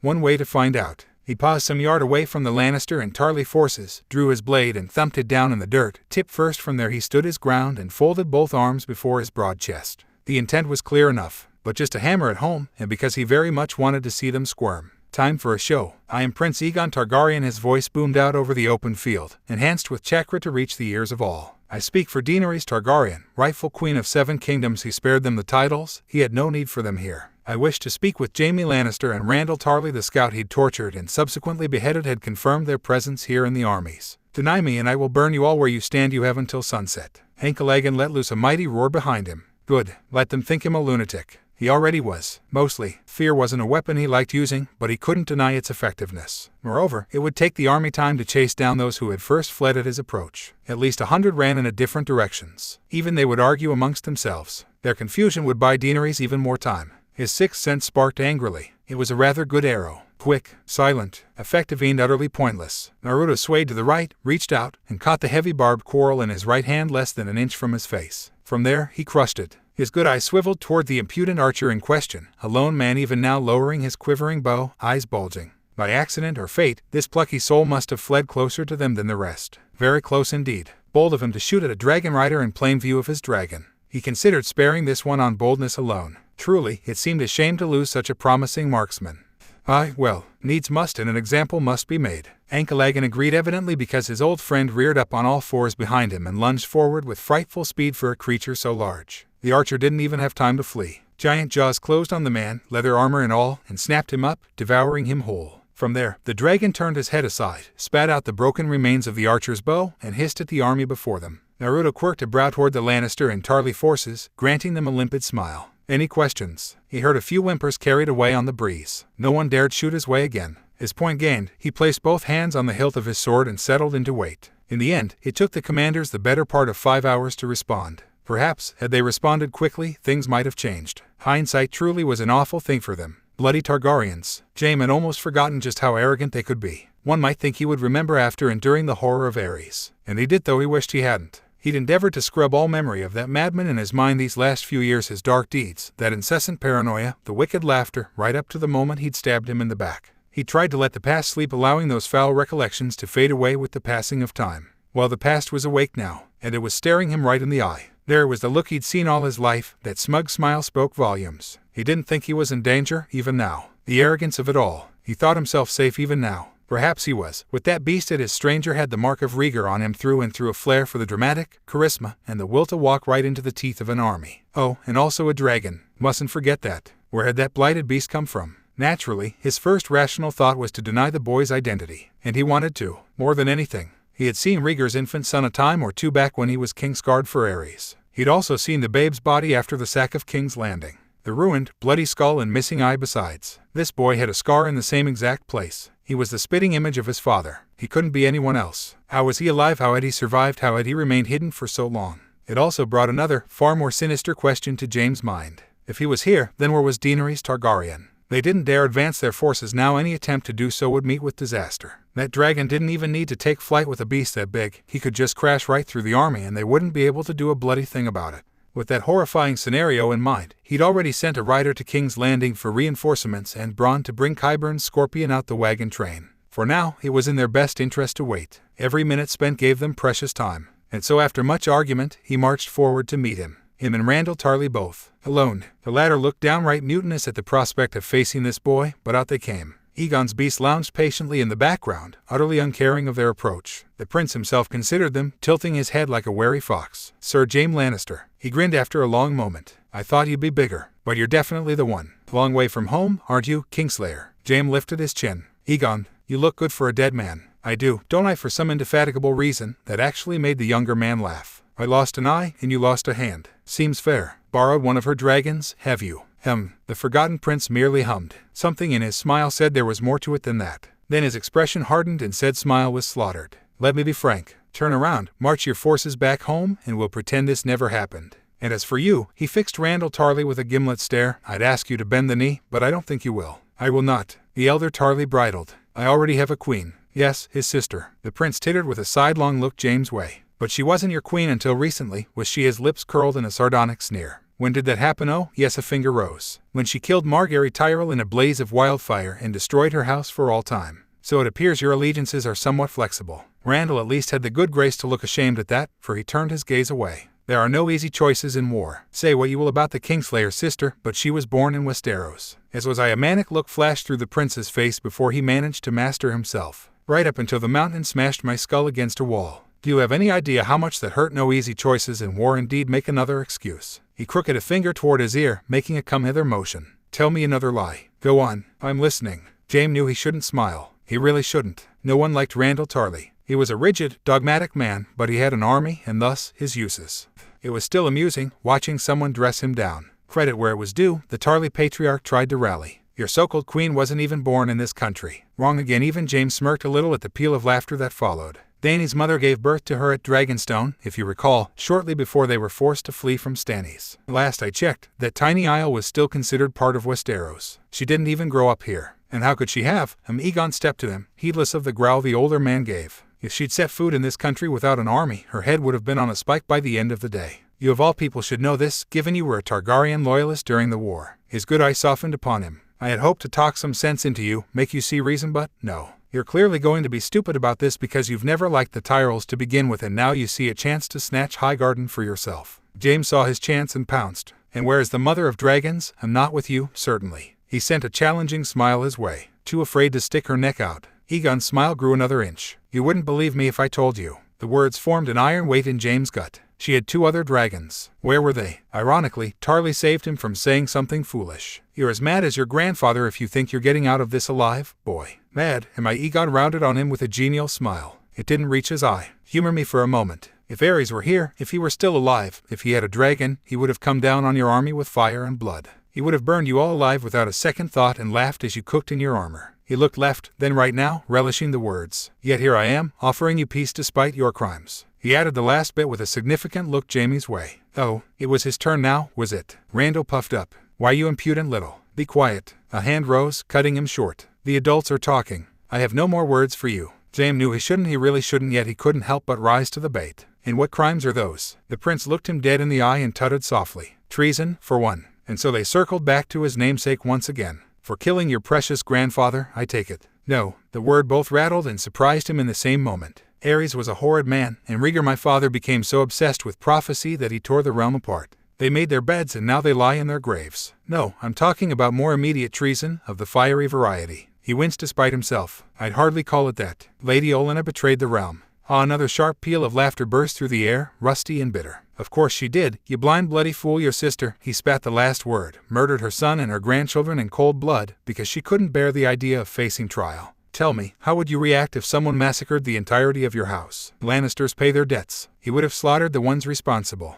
Aegon saw the answer in his eyes. The silence is your answer. Jaime forced himself to swallow his initial response. In the darkest corner of his mind, he'd never truly understood why Cersei had done what she did. By her own account, she'd falsified Tommen's signature while father was abed recovering from Tyrion's attack. She'd all but resurrected the faith militant to get at Margaery Tyrell. And it had worked until it didn't, until it backfired spectacularly on her. By that logic, the incident at the Sept was too well timed for his liking. All her enemies in one place, all gone in a blaze of wildfire, using one of the very caches placed by Ares himself. Burned them all. She'd been so smug afterwards, even after Tommen's death. Burned them all. No, he reproved himself. Don't think that. No, she isn't anything like the Mad King. Burned them all. Cersei's crimes were never proven. He shook his head and forced the words out over a heavy tongue. What happened was a tragic accident triggered by a misplaced cache of wildfire. HMHMMHMMM. The Mad Prince winked his way. Now who's the liar, Kingslayer? Randall scoffed. Enough of this. You clearly have no interest in negotiating with either of us. An open palm cracked across his face and snapped his head to one side. You dare. Didn't I tell you to be quiet? This is me negotiating. The prince put in plainly, lowering his arm. I've just told you to turn around and go home. Do that and we can avoid bloodshed. Speaking of which, in a single swift movement he leaned past them, eyeing the army at their backs. Jaime realized his intention a second too late. Men of Westeros, Aegon called out to them. This is your one and only warning. Face me here and you won't live to see the Dragon Queen's mercy, because I'll kill you where you stand. An uneasy ripple passed through the army. Randall whirled. Stand firm. Think of your families. Aegon implored them in return. Your mothers, your fathers, your wives and children. Do you truly want to leave them alone in this world? A pale brow rose as he considered each of them in turn, gaze raking over the lot of them. Because that's exactly what you'll be doing if you stand firm here, today. Don't die for nothing. Ankalagan reared back above him, regarding the lot of them like so many ants. A threatening rumble rattled his throat. Even at this distance, Jaime could still see the blood on his jaws. He could just imagine Robert Baratheon laughing at them from beyond the grave. Bo, his shits. Much to his shame, several did. Not a large amount, but easily several dozen. A mixed unit of Tarly and Lannister broke ranks and scuttled away from their fellows. No one dared raise a hand to them, not with a dragon looming over the lot of them. Jaime watched the number rise, climbing higher still, until it crested 100. Randall snarled at the lot of them. Cravens, the lot of you, I'll have you flogged for this. Smart lads. Aegon preened as they crossed to the dragon's side. Welcome to the army. Stand over there, would you? Yes, yes. Right there. After all, he turned a grin on the remainder, those who hadn't take his offer. We wouldn't want to be caught in the crossfire now, would we? Jaime bridled despite himself. Do you think this is a game? A game? Is that what you think? The scarred face tilted, good eye creasing in dark amusement. I could slaughter you all by myself. I wouldn't even need Ankalagan to do it. But no, he shook his head. This isn't a game. This is vengeance. Blame your father and his mad dog for smashing my head in. After all, what doesn't kill you makes you a stranger. I've already killed one of them. The other will follow soon enough, one way or another. I won't ask you to bring me Tywin's head. Aegon prattled on, heedless of his horror. Seeing as I intend to take it myself. Now, what will it be? He held out one hand, followed by the other. Or war, choose carefully now. Jaime exchanged a rueful glance with Randall Tarly. The man's face had turned a rather alarming shade of puce. We will never. Another slap rocked his face, sending him staggering to the right. Wasn't asking you, pawn. The prince looked back to Jaime, lone eye full of purpose. Walk away. I can't. That's what I thought. Aegon patted his shoulder, turned his back on them, and began the long trek to his dragon. I wish you good fortune in the war to come. You'll need it. A hand waved over his back. My offer remains open, if you ever change your mind. Tyrion would be said if you died. Abruptly, he spun back. On second thought, let's make this interesting. Shall we? He held up a finger, grinning ear to ear. It would be boring if Ankalagan burned a lot of you alive. Jaime eyed him warily. Excuse me. Send your army at me. Right here. Right now. The prince spread his arms wide for them, black armor gleaming in the fading light. Try and kill me. If you manage that, Ankalagan will leave. Highgarden will be yours for however long you can hold. I'll give you 10 seconds. But if you fail... His finger rose, pointing ponderously toward Randall Tarly with aggravating slowness. You'll die. That is my promise to you. His hand swung back to Jaime. You, I'll let live, if only to send your family our regards. Well, I can't claim all the credit for this now, can I? He clasped both hands behind his head. My intended wouldn't be very happy if I killed most of her enemies in one fell swoop. You know I have to leave someone alive to tell what happened here. Intended. Something clicked in the back of Jaime's mind. He dearly wished it hadn't, because now he understood. It all made sense now. Of course it would be this way. Of course last two Targaryens would wed one another. He hadn't actually met the mother of dragons himself, but Rhaegar's son was clearly insane. If they won and took the Iron Throne, Cersei would die. Casterly Rock would be burned, to say nothing of House Lannister itself. He couldn't allow it. His vision narrowed, tunneling to the young man before him. He couldn't let someone like this exist. The solution was blatantly obvious. He had to die. Simple as. Randall agreed and drew with a snarl. Then he boomed, kill this oaf. Their army needed no further provocation. Thousands of armed men surged forward in a mindless rush, desperate to survive. Jaime jerked aside, mentally rebuking himself and them for this foolishness. Prince Aegon truly was a madman if he thought he was getting out of this alive. He couldn't possibly best an army alone, not without his dragon. So why was he so infernally confident?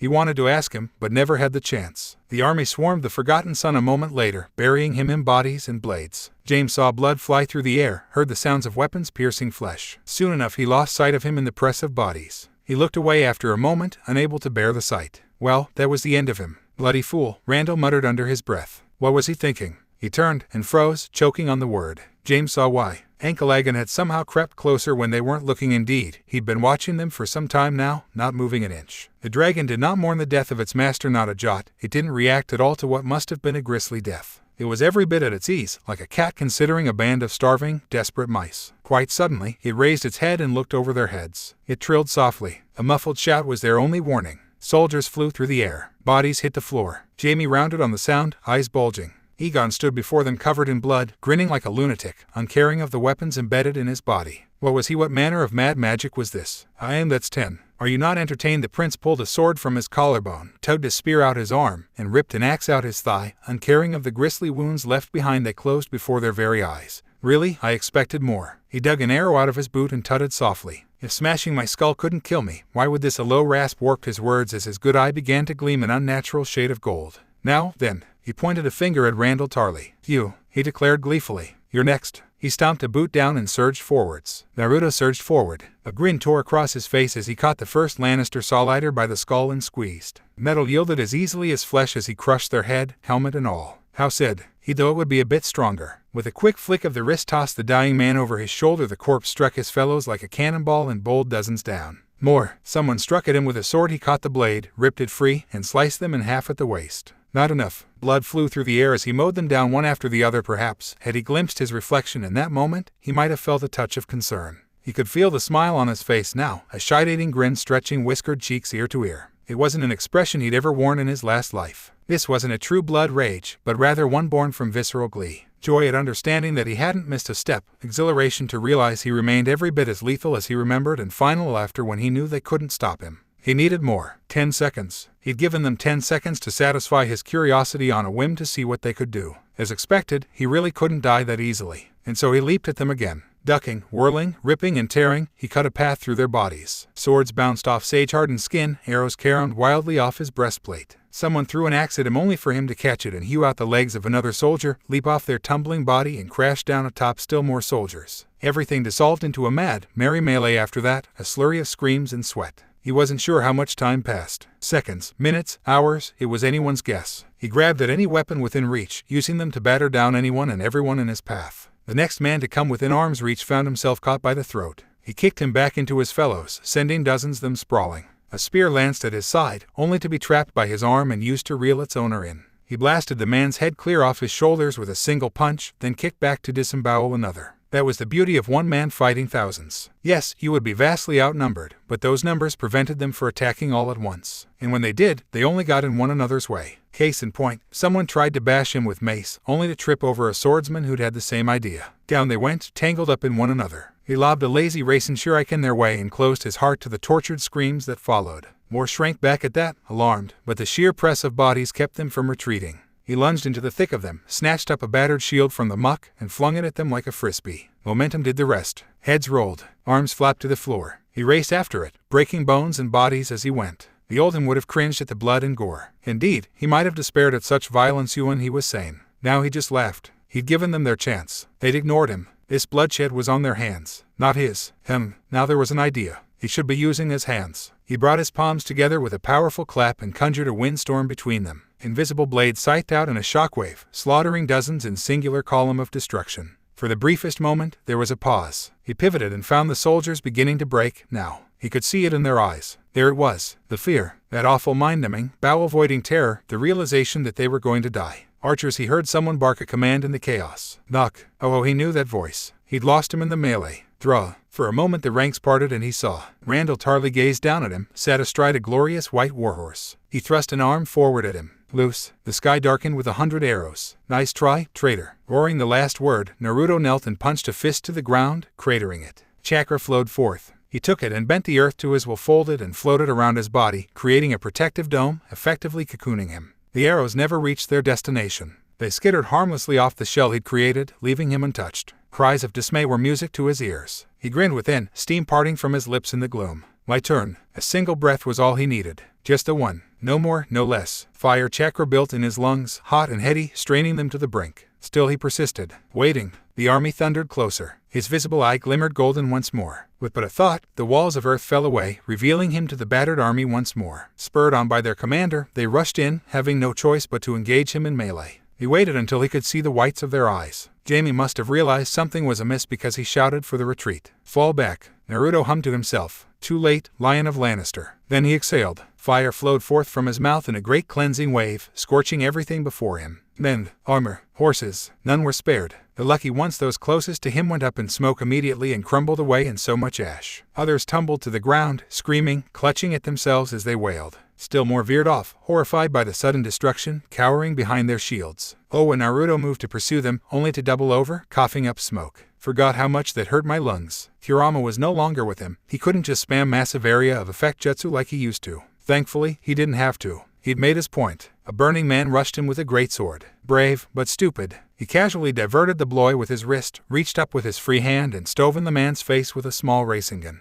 The massive weapon fell from bloody fingers. He caught, it cut a circle around him and spun. Hefted it to his shoulder, found his target, calculated the distance between them in the brief second of breathing room, gripped the hilt, arched back now. You really should have taken my offer. Then he let it fly. Randall Tarley never truly saw what killed him. The arrogant, hidebound commander had half an instant to wonder what in blaze that mad prince was doing, then he was gone, simultaneously ripped from his saddle and skewered by a blur of steel. It drilled him into the burning field and nailed him there like some perverse idol. His back struck the ground, his chest skewered through by the bloody dirt, heart pierced through and through, sure as a sunbeam. A rattled breath left his lips, blood bubbling up as he tried to speak and failed. Someone cried out for him. Naruto never knew who. Shunting aside another Lannister, he disemboweled a Tarly archer in passing, pressed 2 fingers to his lips, and whistled sharply. Anklegan heard it and perked up. He rose on all fours, wingspan unfurling behind him. Black wings beat back the smoke for a heartbeat, allowing the soldiers to see their doom as he drew a long breath, a deep inhalation that threatened to suck the very air from everyone's lungs, until burn them all. Once more those ugly, fateful words sprang to the forefront Naruto's mind, this time for good reason. Because a great column of fire burst forth from Anklegan's jaws. No, not a column, more a pillar. The dragon's wrath made his jutsu look small by comparison. Hundreds died in an instant and dozens more fell clawing at themselves, frantically trying to tear off their burning armor. Some threw themselves into the shallows of the black water for relief. They'd find none. His blood was up now, and Anklegan's with it, because over the screams of dying men, he heard it. The thunder of Hoofasan, thousands of blood riders hollering for war. He saw them crest the rise of the hills, barreling down on the battered remnants of the Lannister and Tarly forces. His grin grew euphoric. Right on time.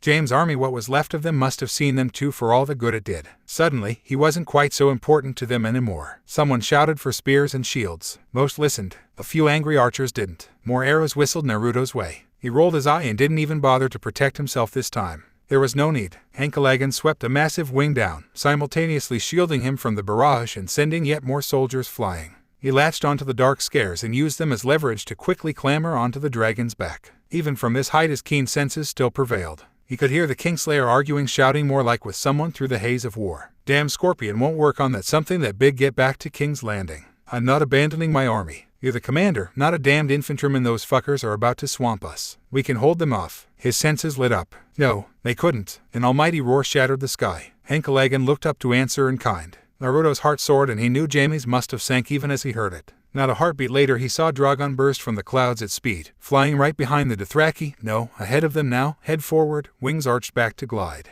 He glimpsed a pale head of hair atop the dragon's back, a small body crouched low, clutching at the spines of his neck. Closer now. Daenerys didn't disappoint him, didn't even hesitate, not even when she saw the chaos below her, the army nearly routed. He was sure she'd have words for him later. Loud words. He was looking forward to that. For now, she spurred Dragon forward, face grim. Naruto knew what came next. Rather than take flight, he urged Anklegan forward, sweeping the Lannister and Tarly forces before him with fire and claw. One dragon at their backs and another at their front, supported by a Dothraki horde. The outcome was never in question. Jaime had an instant to realize his mistake. That little bastard. He'd stalled them. Daenerys Targaryen didn't have 3 dragons. She had 4. There was no way out. Not for him, not for Bronn, not for anyone. No way out but through. For a moment, he could have sworn he heard a single word shouted on the wind. He heard it a second too late. Dracarys. The world erupted. Fire and blood. There were days when Tywin Lannister dearly wished he had died on that bloody privy. That he'd simply succumbed to his wounds and slipped away in his sleep. Today was such a day. Death was often a tempting notion in his darker moments, a simpler alternative to dealing with the drudgery of his humdrum existence. Once he had been powerful. Once the Seven Kingdoms had feared him. Once he had all of Westeros at his fingertips. Now he was a broken shell of a man, clinging to what remained of his life. How unseemly. These days, his chest ached with nearly every other breath he took, and he had to walk with a cane. Tywin expected he would need the infernal thing for the rest of his days, few though they might be. Had those crossbow quarrels struck just a little closer to his heart, he would be moldering in a grave right now. Sometimes he wondered if Tyrion had shown him mercy, if this was what he'd intended for him all along. No, that was unlikely. His spiteful son to kill him that awful night. Death would have been preferable to living with this madness. Pycelle had saved him, but only just. He was gone now, and Kevin with him, the former stabbed to death, the latter consumed in a blaze of wildfire. All because of Cersei, his foolish, stupid snit of a daughter who had brought about the ruin of Their House, or Rise as some might call it. Now it was Cersei who wore the crown, and once more he found himself cleaning up after another vicious idiot. She thought herself untouchable now, something she took great pleasure reminding him of every chance she got. A fresh pang of pain shot down Tywin's side at the thought, causing him to snarl as he walked. He knew the truth, that, at least, he could take some grim satisfaction in. His daughter was an idiot. Were she anyone but the queen, he would have cast her in irons and thrown her into the black cells. The Mad Queen they were calling her. This wretched, vicious woman had tainted the legacy of the Lannisters beyond any hope of repair. No house would trust them after that ghastly wildfire incident. Fear them, yes, but fear, as he'd begun to learn, was brittle. It could be broken, shattered, given time. Aerys had been feared, and everyone knew what fate befell him. Common sense said Cersei would follow that lunatic into the grave. But this time there would be no Jaime Lannister to save the day. He was away, sent far afield to deal with the treacherous Tyrells. Even were he here, Tywin very much doubted his son would be willing to repeat his prior act of regicide. No, the realm was stuck with Cersei for now. That could change. Would it, should it? In the end it all came down to family. Legacy. It was the family name that lived on. And what a foul family they'd become. Lord Tywin, someone called out to him in the hall. He pivoted to face them, cursing softly as his side protested. Speak. It was some minor squire or another, he couldn't be bothered to remember their name. A messenger, my lord hand. The page rushed up to him and bowed deeply at the waist. He's ridden hard from the Blackwater rush. His blood ran cold. No, surely not. It couldn't be. Well, what news? What has happened? The boy told him, for the message was brief indeed. What was already a bad day soon became considerably worse. This was the field of fire all over again. Slaughter, in the simplest sense. Everything burned. Men in armor, horses and wagons, even the very ground itself. Nothing was spared, fire and blood everywhere. Smoke and screams. And the smell. By the gods, the smell. Daenerys had forgotten just how foul it was. It rose in the air to choke her, stinging her eyes and clogging her lungs even at this height. It was different now that she'd seen it from the other side. Her heart softened a little towards the soldiers below. If it was this bad here, it must be a madhouse on the ground.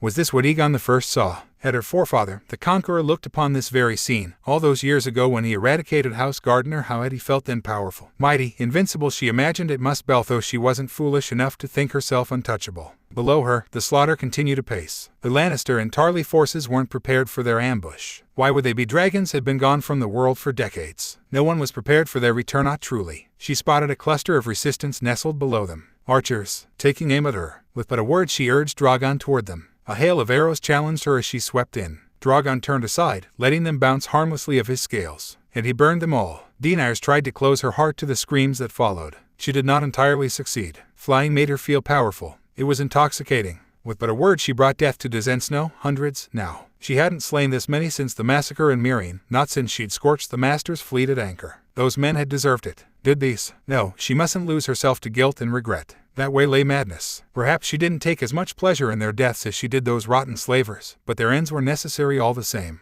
Was that wrong of her? She was taking action, not waiting as Tyrion advised. The Lannisters and the Tarlys had chosen their side. They had struck first, not her. The fault lay with their commanders. She would not blame some for fleeing, those she let be, knowing the Dothraki might well run them down. The same could not be said of Aegon. An awful roar rattled the world as a shadow swept over and past her. Ankalagan was a beast apart, and the sight of that giant dragon swooping down upon the battlefield struck terror into the ears of men. It made her feel small. She didn't want to consider what those below must feel. Did they have families, children, wives? Most certainly. And here they were, burning them alive. Burn them all. It was so tempting to simply scorch them all from Dragonback, to roast them all, young and old, and let the gods sort them out. Her blood sang to her, demanding death. So very tempting. But she mustn't. She was not her father, no matter what some might say. She was not mad. She refused to be mad. She would never go mad, however cruel she might seem to those on the outside looking in. She was painfully sane and doubting herself almost every other moment. but she mustn't let that control her. She would endeavor to kill them quickly. Some stood apart from the rest on a small hill, having already laid down their weapons. They looked on and watched their fellows burn, yet made no attempt to flee. A few fell to their knees as she swept past, hands up to beseech her for mercy. So many. There were at least 100 of them. Had they surrendered to Aegon already? She tugged Drogon to the right and he wheeled away, sparing them for another day. Far be it from her to attack those he had brought under his protection. Not so the others. Ankalagan showed no mercy to their enemies and Drogon knew none.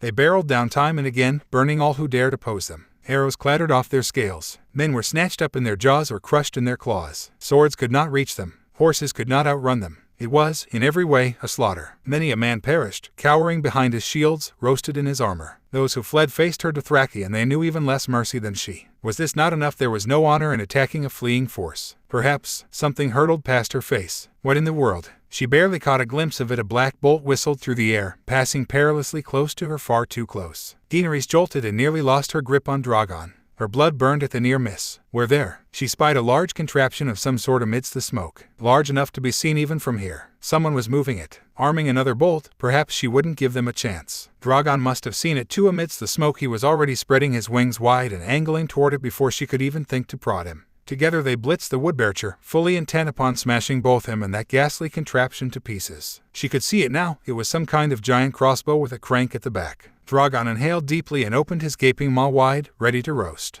An odd whistling noise filled Dany's ears, and her world went sideways. The scorpion barked. Drogon fell from the sky. Naruto saw it from afar and his world went red. That tore it. Only one thing for it, then. Burn them all. Bronn did not have time to savor his victory. He was still watching the dragon fall from the sky, only just heaving a sign of relief, when the shadow fell over him. Finally, he heard it, then. The great beating of black wings. Squinting in the haze, he looked up and swore softly. Bugger. In his haste to deal with one dragon he'd forgotten about the other one. But the prince hadn't forgotten about him. No, sir. He looked proper pissed up there, and that beastie of his was rearing back to flame. Oh, bugger indeed. He dove for safety a heartbeat too late. Qyburn's scorpion exploded behind him, erupting in a shower of molten metal and torched timber. Flame kissed the back of his neck and his head struck the ground. No, struck something solid. Wreckage and debris struck his back and buried him alive. The world swam around him for an awful visceral moment. He closed his eyes, praying the fire wouldn't find the rest of him. And then there was darkness. Drogon landed hard. Daenerys felt it rattle her very bones. Her precious child had managed to right himself at the last instant, wings beating furiously, but it did little to stall his momentum. He crashed down on all fours and howled his fury at the world.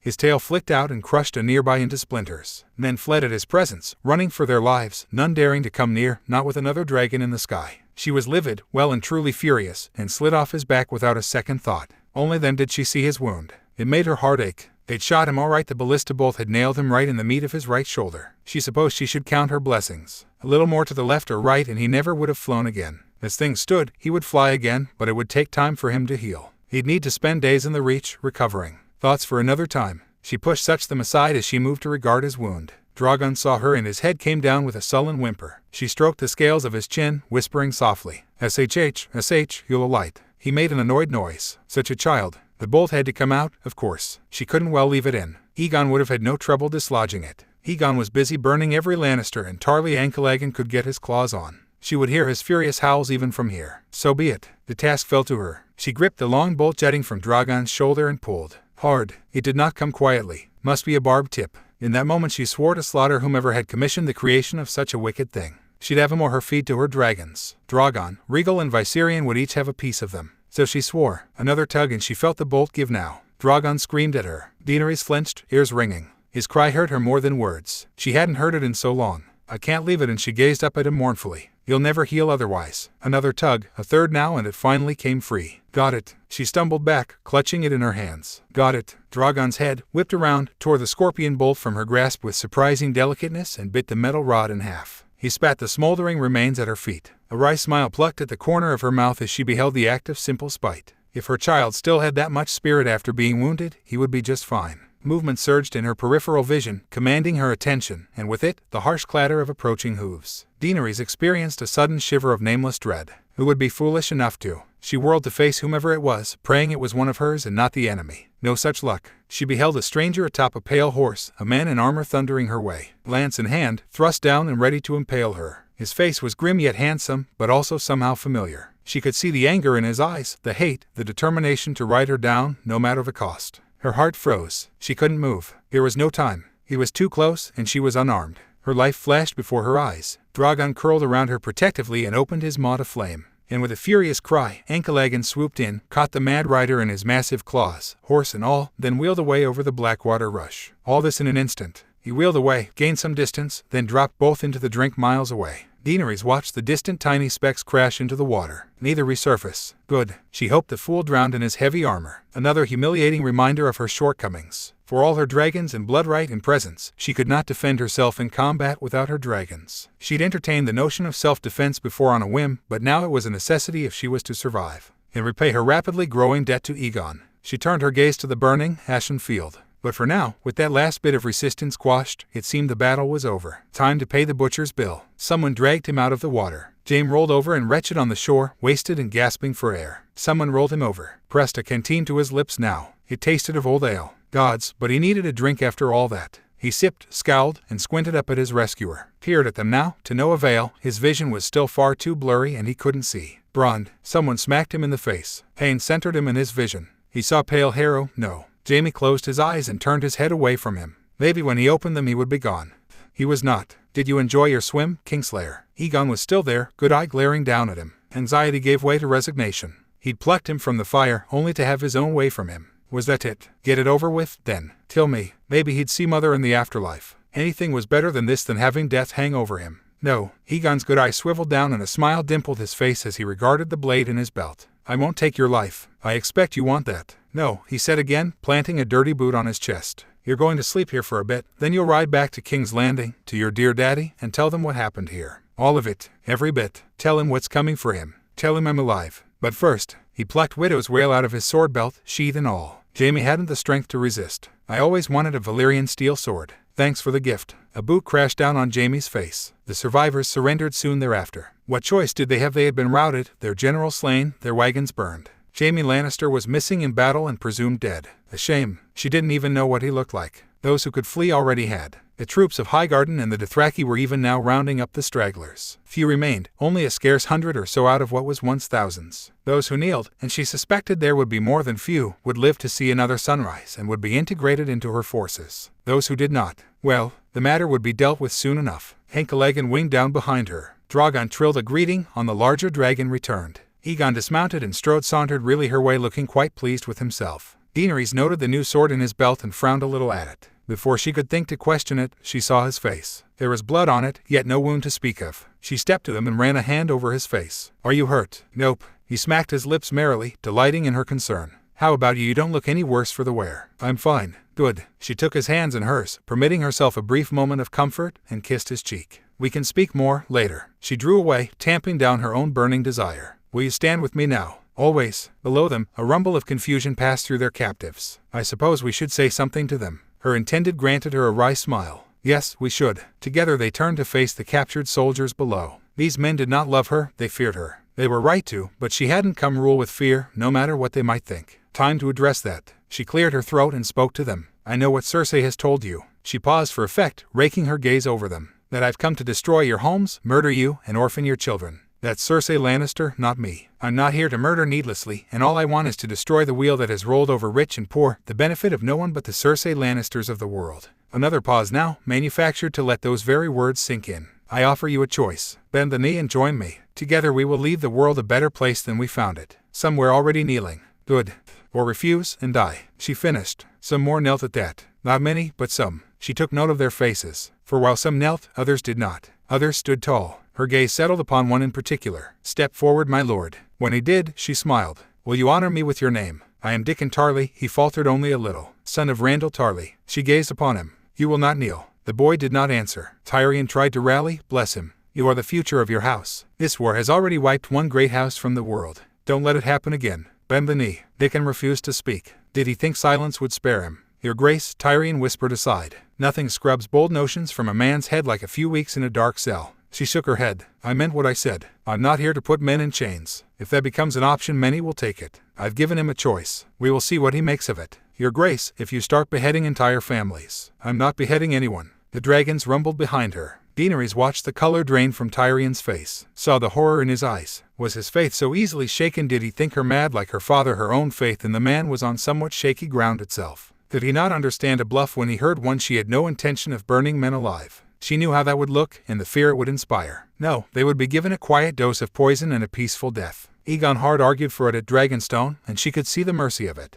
All that remained was his decision. She looked back to Dickon. What is your choice, Lord Tarley? Egon finally cleared his throat and stepped up beside her. Be better than your father. Think of your family. They got a reaction out of the younger man. You speak to me of family after what you've done. I do, my lord. You killed my father. Your father was a twat. It took everything she had not to smile at Egon's casual dismissal of the man. I offered him a chance to escape and he spat in my face. Egon's grim countenance remained unwavering, but she could see the light in his eye, the monster within ready to act. Family means everything to me, as it should yours. You would do well to dwell on the fate of yours should you die here. Dickon brittled, and now you threaten me. It is not a threat. His words held a promise and implicit all their own. Will you kneel? Dickon Tarley gulped once. He looked to Daenerys, now made uncertain. She stared back, until finally, reluctantly, he made his decision. Dickon grit his teeth and bent the knee to her. With him, the rest followed, one by one. Daenerys felt a little thrill of pride. Egon had done what she could not. She had chosen her future husband well. Victory was sweet. A new Valyrian steel sword made that victory all the sweeter. The spoils of war and the loot that came with it were perhaps the sweetest yet. Naruto sat on his bed, drew Widow's Wail ugly name. He'd need another from its sheath and laid it across his knees. Good balance, perfect weight. He could expect no less. It almost seemed to shimmer in the light of the late afternoon under his eyes, calling unto him, whispering soft secrets in his ear that only he could hear. Use me, it seemed to say. Let me drink the blood of your enemies and I shall serve you well. Maybe that was the madness talking. Probably was. Better watch that. He stood and gave the sword a lazy swing, listening to the steel sing as the weapon danced in his hands. It had seen little use under its last two masters. According to Tyranny, Joffrey had hardly swung the damn thing, and Jaime barely more than that. The third time was, as they say, the charm. He wouldn't be letting this blade go, and it would likely be drenched in blood by the time the war was done. Moving from one stance to the other, he ranged about the room, reveling in his new prize with each swing. He and Daenerys alongside the officers had been given the finest quarters in Highgarden, courtesy of Olenna herself. She certainly had no desire to use them. The rest of the army was billeted outside the castle, giving the troops and poor Drogon some much-needed time to recover. He'd thought about healing Dany's dragon himself if only to speed things along, but stopped himself. It wasn't greed that stayed his hand but rather simple pragmatism. Things promised to be busy soon. Very busy indeed. This might be the last chance they had to rest for quite some time. He'd already discreetly dipped into the camp last night and healed those most in danger. If he went about healing everyone in sight, it would become expected of him. They would all come to him with the slightest cut and bruise or worse, maybe even missing limbs. He would have no peace. The army could live with their cuts and bruises. Was it selfish of him? Maybe. He loved the thrill of battle as much as any man, but he enjoyed the peaceful moments, too. And it was peace they had for the time being. The Lannisters and the traitorous Tarleys had been routed on the Blackwater Rush, utterly crushed. Those who had fled would trickle back to King's Landing piecemeal, and eventually the Mad Queen would learn of her failure. It was so tempting to press the attack, to simply fly to King's Landing with Daenerys and burn it into submission, but he knew better. The world would not tolerate a second Aerys. It would be difficult enough convincing them to accept his daughter, let alone if she burned their capital. That was where he came in. Let him be the frightening one, the enforcer. If it fell to him to be the Iron Fist and Daenerys the Velvet Glove, well, he was fine with that. Let her be the carrot and he the stick. He didn't mind being feared. Fear was an old friend. He'd learned to live with it once before, and he would do so again. He'd close his ears to what fools thought of him. He knew what he was. He was mad, yes, but he was not a monster. Dany knew that, and so did he. He would show them. He'd show them all. Someone knocked softly on the door. He looked up, sword in hand. Enter. His guest swept it open slowly. Daenerys stared back at him from the threshold. May I come in? Naruto blinked for a moment, startled by what she was wearing. She looked lovely.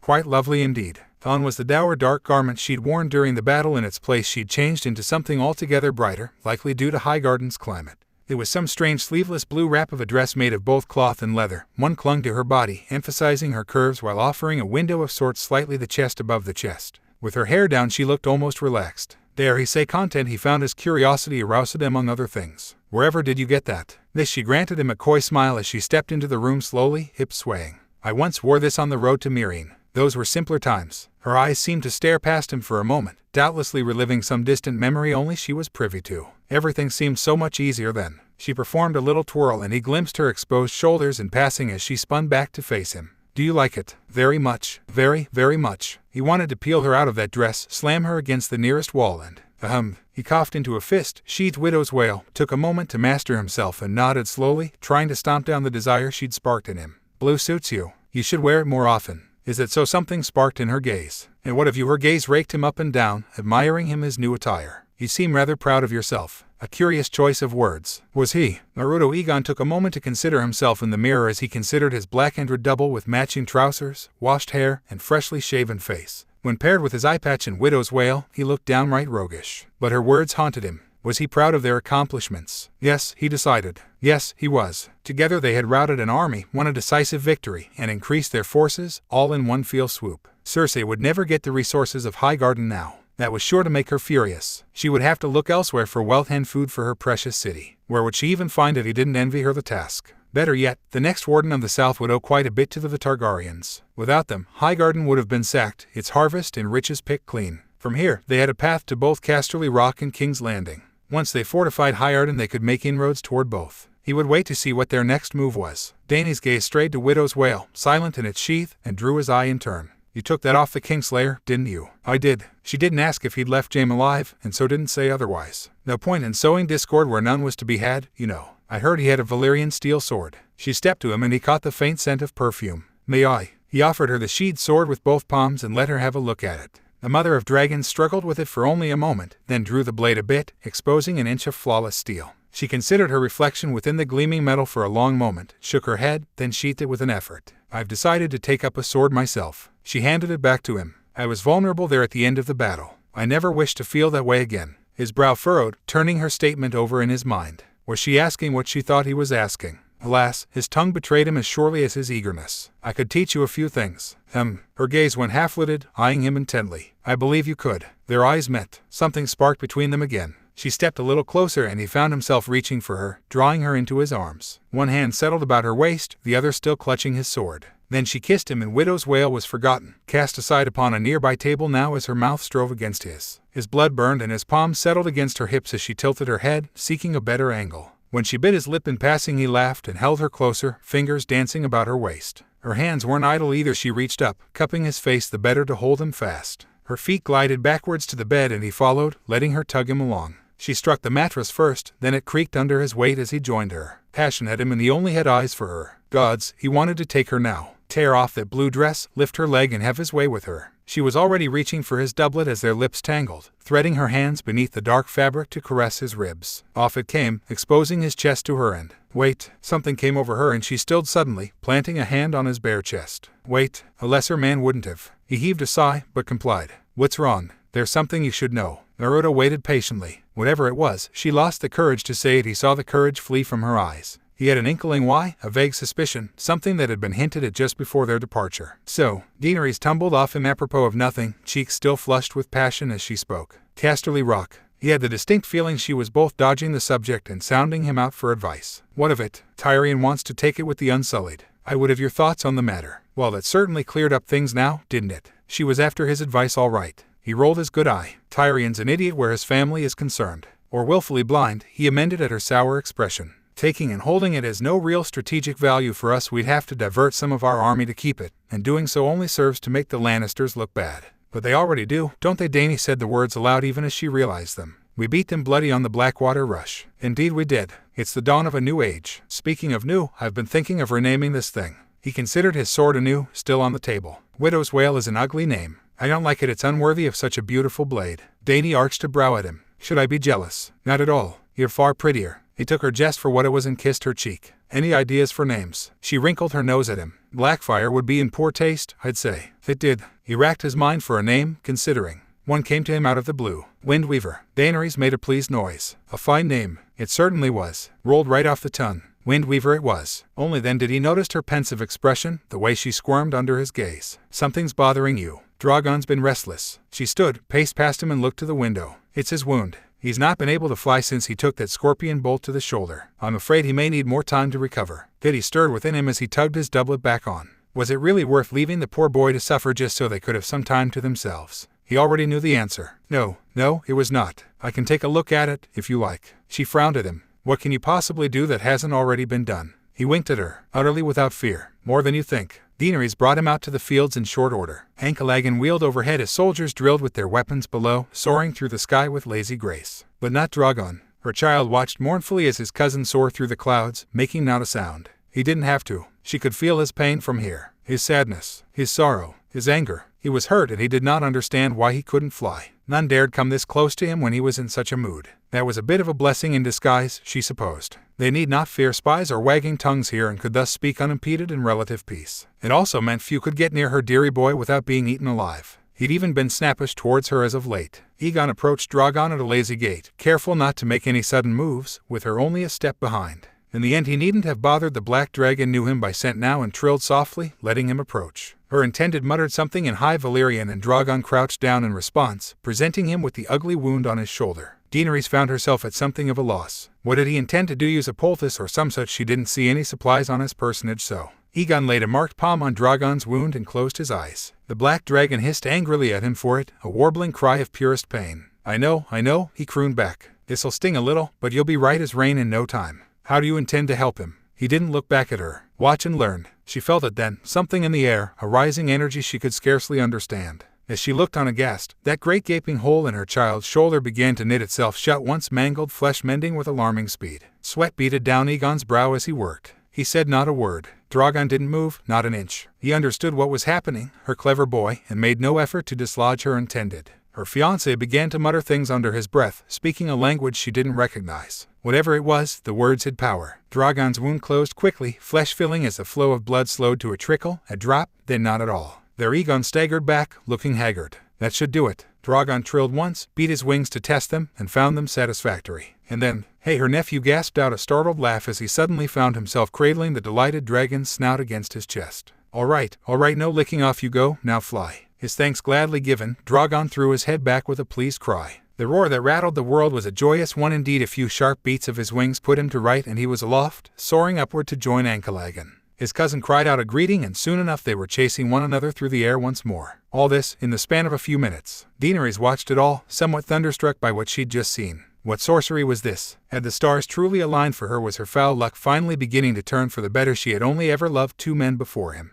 Drogo had died, and Dario she'd left behind. Aegon was neither of them, and it showed. Despite his madness, he'd shown himself to have a sharp tactical mind. He fought hard, and her children liked him. And now he revealed himself to be a healer atop all that. That settled it. She was keeping him. But first she had to know. Are you a sorcerer of some sort? Not quite. He quirked a bemused pale brow at her, perhaps sensing some unspoken question in her mind. What I use isn't magic, not as you know it, but it does the trick in a pinch. Was there something you'd like to ask me? He looked out to the army. Did you want me to heal the wounded? Now there was a thought, one that found itself summarily slaughtered as his gaze flitted back to her. I could heal you too, if you like. Her eyes widened a little. Did he know? No, he couldn't. It just wasn't possible. I have no need of such. Yes, you do. She lifted her chin, pride rising within. I do not. Yes, you do. He repeated with all the patience of the ocean. I can tell when someone's injured. Yours is an old one, badly healed, but it can still be mended. He didn't say anything more. He didn't have to. Bastard. Shame pooled in her gut, dark and ugly, a wound left too long to fester. Now she must tell him, if only to preserve her own honor. Her anger didn't let her yield so easily. You don't understand. Aegon tilted his head. I'd be happy to if you'd let me. I can't have children. He blinked at that, eyes widening a little as he realized what she meant. There, she'd said it and set herself free. She waited for the shock and pity to become anger, waited for the outrage, for the claims that she'd tricked him, that he wanted nothing to do with her. They never came. Instead, he granted her a long, grave look. Who was it that did this to you? She bit her lip. A witch in my naivete. His brow furrowed. I'm sensing a story here. There is. He saw the pain in her gaze. You don't have to tell me. No, she didn't. But she wanted to. She had suffered terribly, but so had he. In that way, they were alike. And so she told him a tale she'd never dared breathe to another on this side of the narrow sea. Jorah alone knew it, having lived it with her, but he was far from here, in search of a cue to his wretched grayscale. He wasn't here to advise her. She must make her own judgment. So she told all and held nothing back. Haltingly at first, recalling bittersweet memories. How naive she had been back then. How pure, how foolish. How said foolishness had cost her more than she'd ever dared to dream and helped shape her from the foolish girl to whom she was now. And there you have it. She finished her tale of woe with a sigh. I paid the price for my foolishness. It's just not possible. May I? Aegon remained undaunted and held out a hand just shy of her stomach. He did not touch, not without her permission, despite having returned her kiss prior. She nearly scoffed, but reconsidered at the last. What was the harm? She had nothing to lose and everything to gain. At worst, she would be disappointed, and something in her yearned for success. This is an old wound, long since healed. You cannot simply undo what has been done. He smirked, rising to the challenge. Never say never. His palm gently touched her flat stomach. Nothing happened. A moment passed. Another. Then another. Another still. Now. His hand pulsed and something shot through her. It was pain. Heat fire. Burning stop.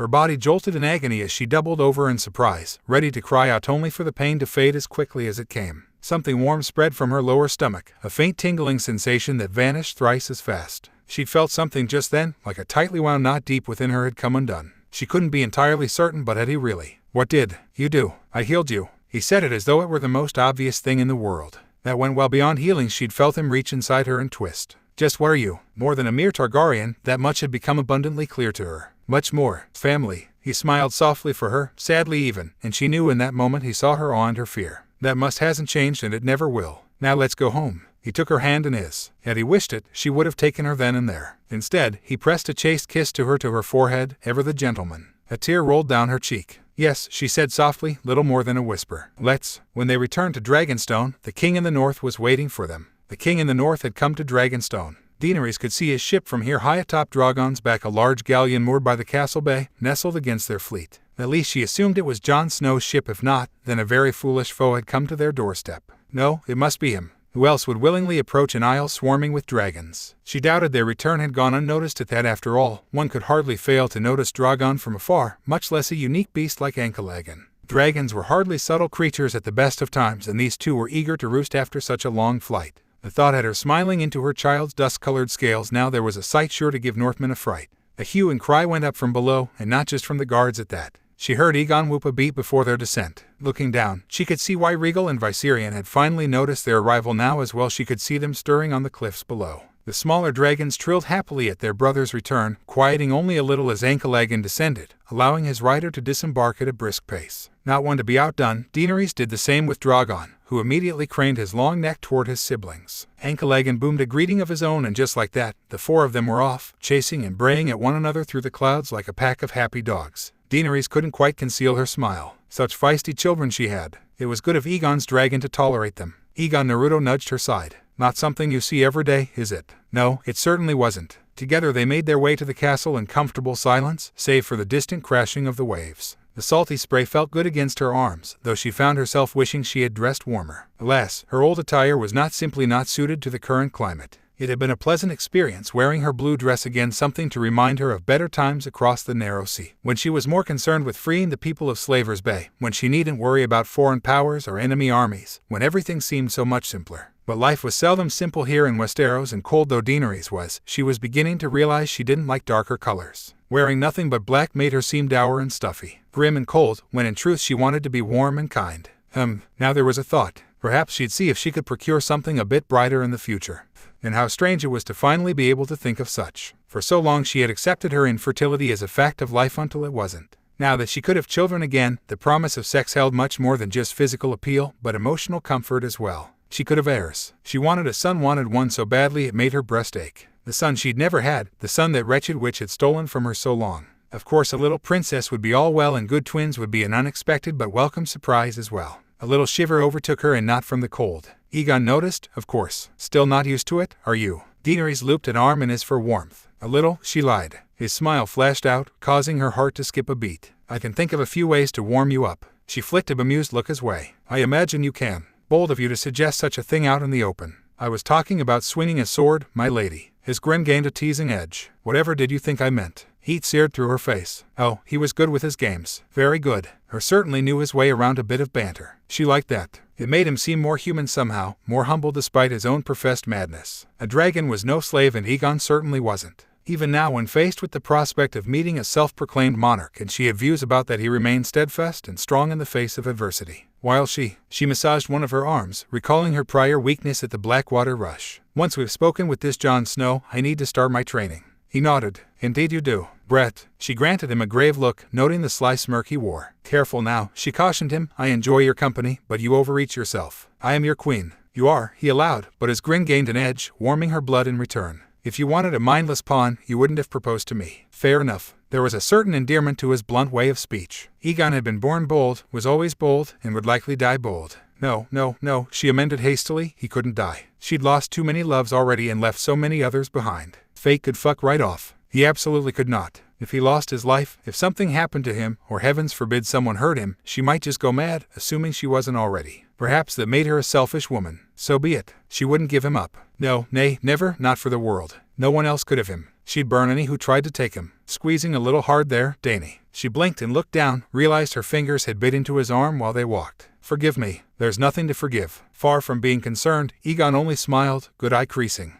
You were lost in your head. It happens. Blast. She couldn't bear it when he looked at her like that. It made her feel warm and hopeful and loved, yes, but more than that, she felt safe. Here was someone who would never betray her, who wasn't afraid to tell her when she was doing something foolish, who would happily help her take the Iron Throne and sit it for decades to come. He was the other half of her soul and she wanted him, damn it. Desire sparked in her and she grabbed him by the face, wrestling his lips down to hers. His hand settled about her waist and held tight even as her own linked behind his head the better to pull him closer and deepen the kiss. He wasn't enough. Not nearly enough. She reveled in kissing him, but she longed to find a solid surface to push him against, be it a wall or a bed or. About this king in the north, Egon said between kisses, I say we let him keep his kingdom. It'll be easier to draw him into the fold if we do. What was he on about? She bristled at the very insinuation and pulled away with a quizzical frown, desire fading. The 7 kingdoms are ours to rule. They are, he allowed, but why on earth would we ever want to go north that one's larger than the other 6 combined? Let the northerners have that land. We don't need it. They, however, need our food, and it would be a sight easier to have them as allies rather than cow them into submission. She bridled at that remark, mightily put out. He could be here to swear fealty for all you know. Egon scoffed. I'd bet my sword he won't. Northerners are stubborn. Anyone calling himself king in the north will be thrice as bullheaded. Did he even realize what he was saying? She'd crossed the narrow sea to rule Westeros. Not half of it. I will not simply give away a piece of our realm. Dany, no. She scowled at him. I will hear no more of it. Egon looked like he wanted to argue, but thought better of it. Let's make a wager, then. An almost impish gleam shone in his good eye. 30 laps around the yard says Jon Snow won't bend a knee. Running laps her she wanted to train, yes, but that sounded awful. He'd probably chase her all the while. She wanted to say no. And yet her Targaryen pride prickled at the thought. What if I'm right? I'll serve you on hand and knee for the rest of the month. I'll even compose a ballad for you. He offered her his hand, grinning like a fox. Deal. Her brow showing to her hair. You can sing. Egon wagged a finger at her. You'll just have to win the bet and find out now, won't you? Daenerys found herself blinking all the same, somewhat taken aback. He would sing for her. She'd never heard him sing, didn't even know he couldn't. She'd never been serenaded before. Interesting. She scowled at him, but shook his hand all the same.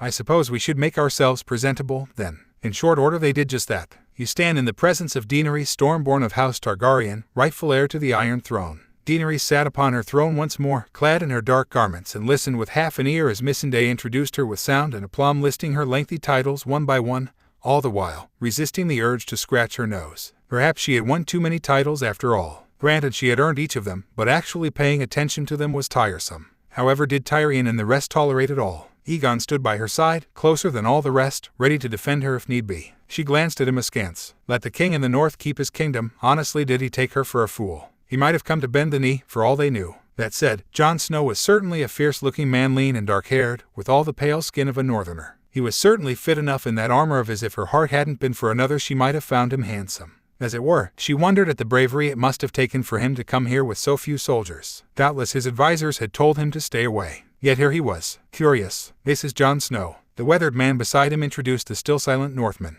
He's king in the north. Thank you for traveling so far, my lord. She addressed him kindly. I hope the seas weren't too rough. He granted her a careworn smile. The winds were kind, your grace. Apologies. His second interjected ruefully, I have a flea-bottom accent. I know, but Jon Snow is king in the north, your grace. He's not a lord. Oh, he wanted to play games with her, did he? All right. She'd play. Forgive me, sir. Tyrion interjected on her behalf. Your grace, this is Sir Davos Seaworth. Forgive me, Sir Davos. It took every bit of her ironclad self-control to keep a cold smile from splitting her face. I never did receive a formal education. But I could have sworn I read the last king in the north was Torrhen Stark, who bent the knee to my ancestor, Aegon Targaryen, in exchange for his life and the lives of his Northmen. Torrhen Stark swore fealty to House Targaryen in perpetuity. Her head tilted just so, feigning innocence. Or do I have my facts wrong? The man faltered. I wasn't there, your grace. It wouldn't do to be cruel. No, of course not, but still, an oath is an oath. And in perpetuity means, she looked to her hand, what does it mean, Lord Tyrion? Forever. Tyrion almost seemed to sigh the word. He knew the argument that was coming.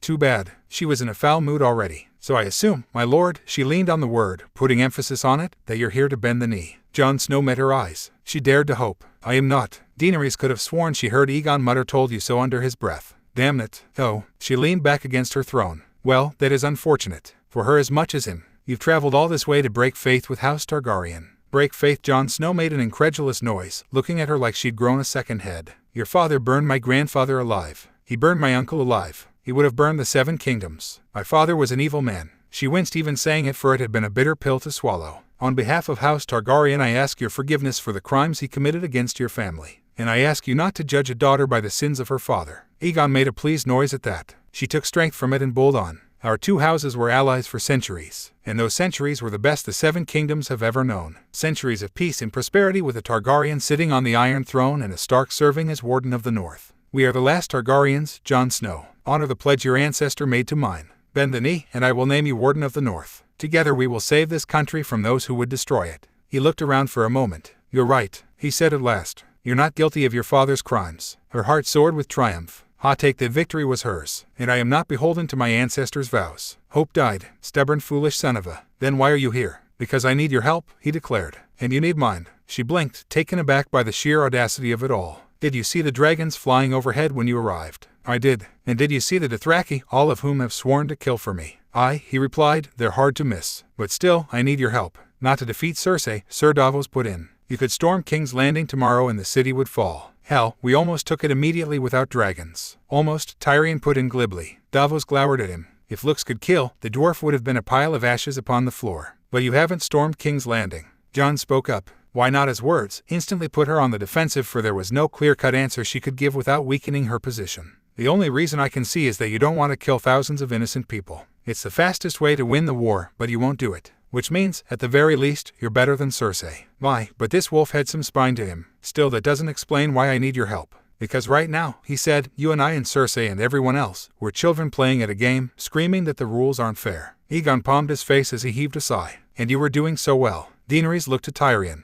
You told me you liked this man. I do, against my better judgment. In the time since he's met me, she bit back on a hiss as she looked Jon's way. He's refused to call me queen, refused to bow, and now he's calling me a child. I believe he's calling us all children. Credit where it was due, her hand tried to defend his friend valiantly. He did not succeed. It's a figure of speech. Jon dared to step forward. Your Grace, everyone you know will die before winter if we don't defeat the enemy to the north. She scowled at him. As far as I can see, you are the enemy to the north. He shook his head. I am not your enemy. The dead are the enemy. Silence reigned supreme. The dead. Incredulous, she looked back to Tyrion. Is that another figure of speech? Evidently not, for the king in the north wasn't finished. The army of the dead is on the march. Army of the dead. Tyrion didn't guffaw, but it was a very close thing indeed. When did this come about? Jon cast the little Lannister a pleading gaze. You don't know me well, my lord, but do you think I'm a liar or a madman? No, he sighed, I don't think you're either of those things. The army of the dead is real. Jon dared another step forward, heedless of the nearby Dothraki. The White Walkers are real. The Night King is real. I've seen them. If they get past the wall and we're squabbling amongst ourselves, we're finished. Anger sparked in Dany's heart. Finished her, she'd only just begun. She would not be dismissed so easily. I was born here at Dragonstone, you know. Not that I can remember it. She rose from her throne. We fled before Robert's assassins could find us. Aegon sighed under his breath. Here we go. Robert was your father's best friend. No, she moved down the steps, one at a time, considering him. I wonder if your father knew his best friend sent assassins to murder a baby girl in her crib.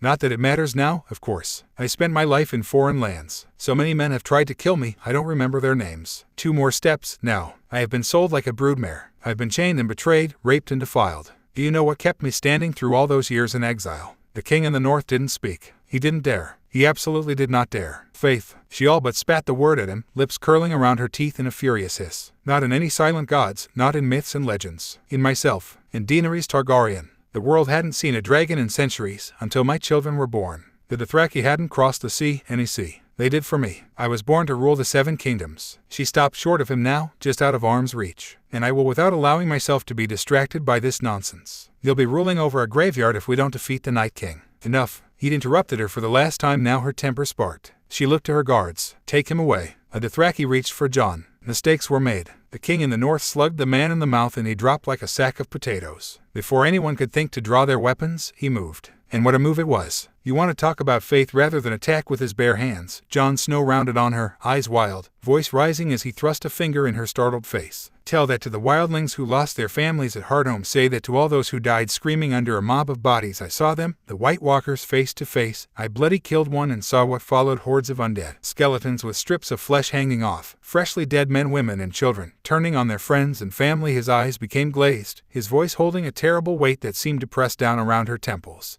I saw the land become silent and the Night King walk out onto that dock, eyes bright blue, a crown of horns on his head, all cold malice and death. Do you even know what it's like to see something like that? She tried to speak, only for Jon to silence her with a snarl. I watched the creature raise his arms, and when he did, her fellow monarch fought down a shudder, mastered himself, and bowled on. All the dead stood, every last one, my friends, brothers of the Night's Watch, all stained with blood and eyes icy blue, nothing but puppets and meat for the Night King to use. His words, his haunted rage had cast a spell over them all, holding them in his thrall. You think the White Walkers don't exist, that they're mere myths and legends, that they're not real. A bitter bark of laughter burst from them, sharp and angry, swallowing any response she might have made. When they march down here, he thrust a gloved finger at the floor. When your precious army starts dying and coming back as whites, when your beloved dragons are shot down by White Walkers without so much as smile, and their eyes open blue, you'll bloody realize what's real. Maybe then you'll stop faffing about with your stupid iron chair and understand. Daenerys reeled back, eyes wide, balking at the sheer vitriol in his tone. No one had ever shouted at her like that.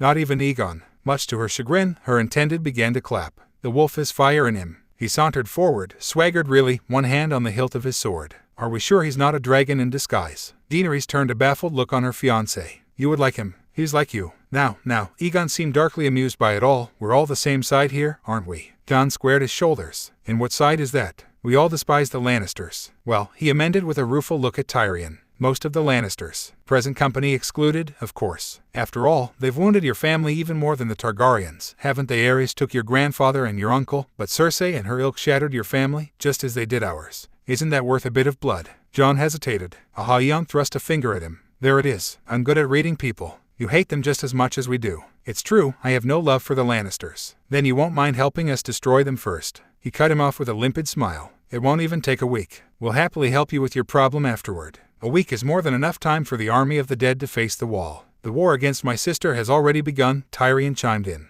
You can't expect us to join you in fighting whatever you saw beyond the wall. What I saw was real. Daenerys scoffed, unable to hold back her disbelief. That remains to be seen. You don't believe him. Davos stepped up once more, impressing her yet again with his forthrightness. I understand that. It sounds like nonsense. But if destiny has brought Daenerys Targaryen back to our shores, it has also made Jon Snow king in the north. You were the first to bring Dothraki to Westeros. He took a quick breath, then barreled on before she could get a word in. He is the first to make allies of wildlings and Northmen. You were named Mother of Dragons. He became Lord Commander of the Night's Watch. You rose as Queen of Meereen. He was declared king in the north. He paused now, letting the words ring in the throne room. Slightly less impressive titles, I know, but not because of his birthright. He has no birthright, he's a damn bastard. He swung an arm out, voice rising with passion, raw emotion from an aged man who had seen much, no more than anyone his age should. All those hard sons of bitches chose him as their leader because they believe in him. All those things you don't believe in, he faced those things. He fought those things for the good of his people. He risked his life for the good of his people. He took a knife in the heart for his people. He gave his own. Jon quelled him with a glance. A knife in the heart. Aegon interest redoubled. So you've died as well. Jon recoiled, at the words shook his head, then rallied.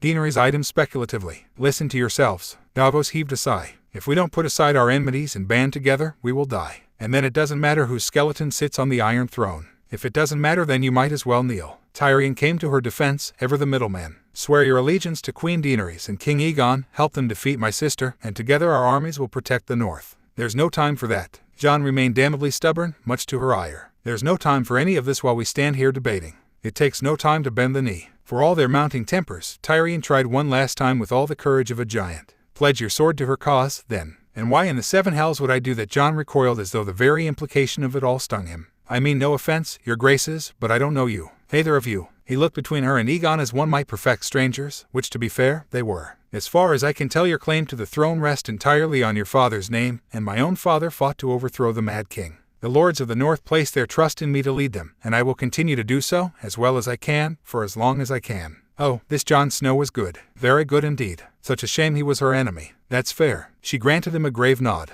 It's also fair to point out that I'm the rightful queen of the Seven Kingdoms. By declaring yourself king of the northernmost kingdom, you are in open rebellion. Jon bridled. Begging your pardon, your grace, but you're not listening. Yeah, and I think that's quite enough for one day. Aegon stepped between them and bodily thrust them apart. If we keep going like this, blood will be spilled and we'll all do things we might regret. There's no need for that now, is there? He looked between the two of them, all scarred smiles. We're all friends here, aren't we, eh? Daenerys glared bloody red daggers at her intended. Jon stared at him coldly, baffled by his behavior. Aegon didn't back down, bless him. You must forgive my manners. She took a deep breath for calm, then looked to Jon and Davos. The two of you must be tired after your long journey. We'll have baths drawn for you and supper sent to your rooms. Her piece said, she turned and marched back to her throne, content to pretend he didn't exist. Of course, the king in the north couldn't let that be. Am I your prisoner? Gods be good, but he just had to get one last remark in, didn't he? Daenerys glared over her shoulder at him. Not yet. Aegon found him on the cliffs. In hindsight, Jon wasn't surprised. It was the only place he could get away from everyone and see his ship, so it made sense that someone would track him down here. Brooding, are we? He didn't answer, refused to even look at him.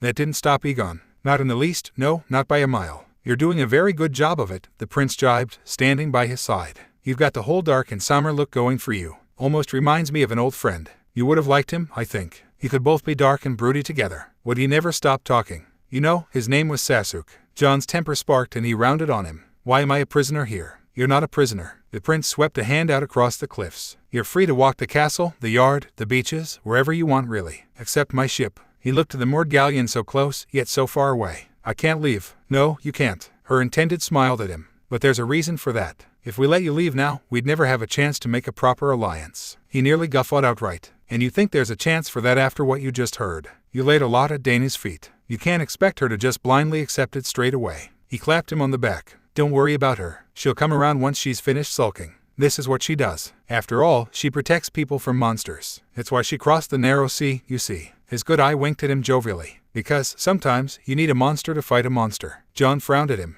And that's what you are, a monster. Aegon shrugged. I can be at times. Jon winced. You're insane. I am. Aegon Naruto him a little. But I'm also sane enough to admit it. That doesn't make any sense. A laugh was his reward. Trying having your skull smashed in as a babe, dying, and coming back. See if things make sense then. He rounded on him. I have. Someone smashed in your skull as a baby. Jon blanched. Nah, but I suffered something similar not long ago. Aegon's eye fastened upon him. You're telling the truth, aren't you? He was. Gods knew he wished otherwise. There were things a man shouldn't see, shouldn't suffer, shouldn't signify. That was one of them. Stay here, Jon Snow. Something must have shone through his gaze because Aegon clasped his shoulder with one hand, squeezed, then walked away. I'll have a word with our queen. He frowned at his broad back. She is not my queen. Aegon laughed and kept walking. Be glad that she isn't. As luck would have it, Daenerys was waiting for him when he returned. Just sitting there, on his bed. May we talk? Have you taken leave of your senses? Cersei tried not to flinch. She made a good showing of it, Tywin thought, but some instincts were ingrained too deep even for her to shake. The moment he threw the severed heads down at her feet, she winced. In many ways, his daughter was a child in a woman's body, one who never truly grew up.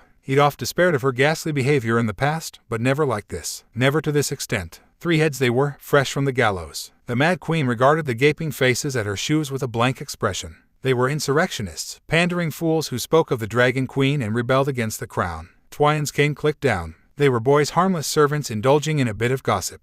And yet you saw fit to slaughter them, and their family, in full view of the city. She didn't even seem to hear him. Everyone who isn't with us is against us, Father. God save him from vicious idiots. He knew well the reason for this latest bout of mania. Jaime had returned to the capital battered, beaten and worse for wear, but with news. 4 dragons, men burned and torn apart. Their army routed, while Highgarden stood strong. He'd sickened since and hadn't left his bed in days. Hybern wasn't certain he would survive. Cersei had become increasingly paranoid hence. The city was starving, the people frenzied. And now she did this. He had told her not to execute the servants, for that was the mark of a foolish and thoughtless ruler. She had disobeyed him, of course. Blast. But why had he ever thought she would listen now? He towered over her, leaning heavily upon his cane, yes, but still well within striking distance. He contemplated it for a moment, then thought better of it. No, he mustn't. No matter how gratifying it might feel, striking Cersei Queen would only destabilize their position yet further. Instead, he fixed her with a look colder than all the 7 hells combined. Leave us. The guards hesitated, looking amongst themselves in their shiny new armor. On the contrary, his men, good Lannister men carefully cultivated over the last week, stood ready. Leave, he growled the word out at them like ground glass, or I shall have you all beheaded come sundown. They needn't be told twice. One broke ranks and the others followed without the imposing terror of the mountain at their back. Their wills were weak. They scarpered and shut the door behind them with a ponderous boom, leaving them alone with naught but the Iron Throne. Tywin limped up the steps to meet his daughter. This time, she didn't flinch. Foolish of her. Most foolish indeed. The moment he reached her, he struck her across the face with an open palm. Cersei recoiled, clutching her cheek. You dare. Get out. Her face darkened. I am the queen you cannot command. Tywin's temper sparked and his cane cracked across her face, breaking her nose. Out of my sight. Cersei did not walk. That implied some small smidgen of dignity on her part. She fled. Tywin watched his spawn go with hate in his heart and shame in his soul. He sank down into the Iron Throne with a weary sigh and took his head between his hands. This was his legacy. One son bedridden, another a traitor, and his daughter a vicious idiot. Small wonder Joffrey had gotten it from her. At least he had been able to control this one. He'd pay dearly for that outburst just now, he knew it. Such weakness, such corruption. It made him sick. Maybe Aerys had the right of it after all. Maybe it should all just burn. In King's Landing Wood, when the Targaryen girl came to call. Who knew what she was plotting now? Fire and blood, no doubt. May we talk? It was a classic standoff. Naruto stared at Daenerys. She stared right back. Nobody moved. No one even seemed to breathe. Westeros, nay, the very world itself seemed to hold its breath, balanced on a knife's edge, waiting for one of them to make a move. That last bit was perhaps something of an exaggeration Naruto found, but one that fit the situation all the same. Daenerys watched him and he watched her right back, two dragons wary of one another. She patted the empty bed with one hand. Won't you come in? He made a face. That depends. She frowned. On you. That drew a blink from her, accompanied by a slow tilt of the head. Have I done something to offend you? Not especially. He just couldn't read the look in her eye and he wasn't sure what she was up to. You're still running laps around the yard. Dany huffed a little at that, but otherwise didn't refute him. She'd lost their bet fair and square. I'm not here to talk about that. I wanted to discuss other things. She made no move to discard her dress. If she expected him to disrobe before her and put on a show, then she had another thing coming. And what is it you want? He cocked his head. Besides the Iron Throne, of course, because you made yourself look like a proper fool out there for it. Daenerys bristled, full of righteous indignation then deflated. Was I truly that bad? You were acting like a brat, he chided her. The both of you were. I wanted to smack you upside the head. A rueful smile tugged at the corner of his mouth. I nearly did. She regarded him with a quizzical expression. Did you? I couldn't tell. I'm good at hiding my anger behind a smile when I want to. And you, what do you want to do? A pregnant pause followed and he seized it like the madman he was, heedless to any danger, for if nothing was ventured, nothing could be gained. Not just right here, right now, but once the war is won, how do you intend to rule? Because I tell you right now, if you go around trying to bully people like you did Jon Snow, it's not going to end well for you. He could already see her digging her heels in, preparing for what she no doubt thought to be a fight. We have enemies. You can't expect me to be kind to them all. Some, yes, he allowed, granting her a nod. But you nearly made an enemy out of a potential ally today. If I hadn't stepped in, the King of the North might be sailing home right about now. She stiffened a little at the insinuation, but he didn't relent, if only because he knew she respected boldness. Besides, he wanted to get a better feel for the woman who would be his beloved, his queen, and might one day become the mother of his children. I would rule fairly, of course. Yes, her interjected kindly, but how? What laws would you pass? What would you enforce? To whom would you listen? Daenerys scowled angrily his way. If this is your idea of bedside manner, then it leaves much to be desired. She hadn't refused him outright. Good. He met her stare evenly and folded both arms before his chest. Hesitation was, as they say, defeat. Well, Daenerys squirmed under his gaze and whined a little, a noise she'd never made in public. I don't know. There, I said it. Are you happy now, Egon? Naruto felt a brief flare of irritation spark to life in his chest. He wrote it out with the patience of eternity. Do you think I enjoy this? He shook his head. I'm not doing it to make you uncomfortable. Then why? Because you need to be better than me. He planted his feet and refused to approach. Not yet. A proper ruler. You'll have to be more than you were in Meereen. Much more. Westeros will eat you alive if you let it. I can help, but I'm pants when it comes to making laws and big decisions. If you want something smashed or burnt, maybe even annihilated, then I'm your man. But law's peace. Now it was his turn to pull a face. You'll need to listen to your advisors, trust your own judgment and choose the best path yourself, and even then half the folks here will fight you. If you want to make the realm for all and break the wheel you've been on about, then you'll have to drag them to it, kicking and screaming. For that, you need a plan. She fell silent for a long moment. You've put a great deal of thought into this. Strategy in battle is my strong suit. And it was. Courtly etiquette, not so much. He shrugged a shoulder. It's easier if you think of it all as one big battle. For some reason that drew a small, sad little smile to Dany's pale face. So your quarrel isn't with me, then? It has not, nor will it ever be with you. I'm loyal. He lifted his chin. Loyalty always matters. Why? His brow furrowed. I'm afraid I don't follow. That's just it. Her voice peaked for a moment before she managed to master herself. Why do you follow me? Why do you tolerate me at all? Everyone here owes something to me in some way, shape, or form. But you owe me nothing. You could take the 7 kingdoms by storm if you wanted. Dorne would surely support you, even if you sought to stake your claim alone. This again, but I don't want to. I'd rather be with you. Which baffles me. Her eyes met his, holding them. I admit, I enjoy your presence and you are pleasing to the eye. He didn't miss the way her face flushed at that. You have done much for me, all without asking for even the smallest repayment. And for what? A little hysterical laugh fled from her lips before she could cover it. There are days I feel that I don't deserve this. I don't deserve to be happy. I don't deserve you. Her shoulders hunched as she hugged herself, head bowing in despair. I fear I will wake one day and find this some passing dream, or worse, a nightmare. That I will be alone again and, shite, they were doing this now, then. He crossed the threshold, latched the door behind him, and sat beside her. It's not a sin to be happy. Draping an arm around her shoulder, her held her close. Or to fall in love. Love. She nearly scoffed, then seemed to think better of it. Is that what you call it? I no longer know what love is. And did you see the way Jon Snow looked at me? He thinks I'm mad. Which was part of the reason he hadn't defended her. He wanted her to hear how she sounded to others, to those who didn't owe her their lives. You're not. Maybe not now, she argued, but one day I might be. When I'm older, just like my father and you need to stop that. He took her by the shoulders and gave her a stern shake. If you spend your life worrying about what may happen, you'll never know what can happen. She sniffled a little. You've been listening to Tyranny. Are you a philosopher now? A bit, he confessed with a shrug. The little lion's not so bad. Like him, he has sound advice most of the time when it doesn't involve his family. And speaking of family, he shifted his grip on her, moving his hands to hers. Remember what I promised you? I said I would never forsake you, and I meant it. She warbled a little. Even if I go mad. Even then. He tapped a finger to his skull, then poked hers. Which you won't. If you lose yourself, I'll snap you out of it. The world already has one mad dragon too many. It doesn't need another. I really don't deserve you. It's not about deserving. He squeezed her hands in his. We're both not quite right. She sighed but still gripped his fingers tight. Is that another word for mad? Hey, I prefer beautifully broken. She looked at him for a long moment. Then she burst into laughter. Seem he was right about you after all. Confusion reared its ugly head in his ear. Once more. And who is he, exactly? Oberyn. She smiled a little, happier this time. I believe he said something along the lines of being once bitten, twice shy. Gods know I've been dancing around this long enough. Naruto nearly sighed. Darn sneaky snake of an uncle. You just had to meddle. He has a way with many things. He looked away with a grimace. Words are but one of them, spoken like one with the blood of the Dornish in them. Had he a hat, he would have tipped it. As things stood, he could only shrug. My mother would have liked you, I think. Daenerys frowned, misunderstanding him. Elia Martell. Kushina Uzumaki. His lips twitched, though he didn't say the words aloud. She wouldn't understand just yet. She would have taken to Daenerys like a duck to water. In short, she would have been all over her. He could just imagine her response. I just knew you'd go for a blonde. She's beautiful. Look at her eyes and that hair. Oh my goodness. You have to tell me everything. How did the two of you meet? He could see her now in his mind's eye. She was more real than anything else in this world. Egon. Naruto blinked, drawn from his pleasant thoughts. A lone tear had rolled down his eye. He scrubbed it with the back of his hand. You were staring. He looked back to find Dany's face flushed, eyes half-lidded, her gaze flecked with a hint of concern. He leaned forward. Wait. She touched a hand to his chest.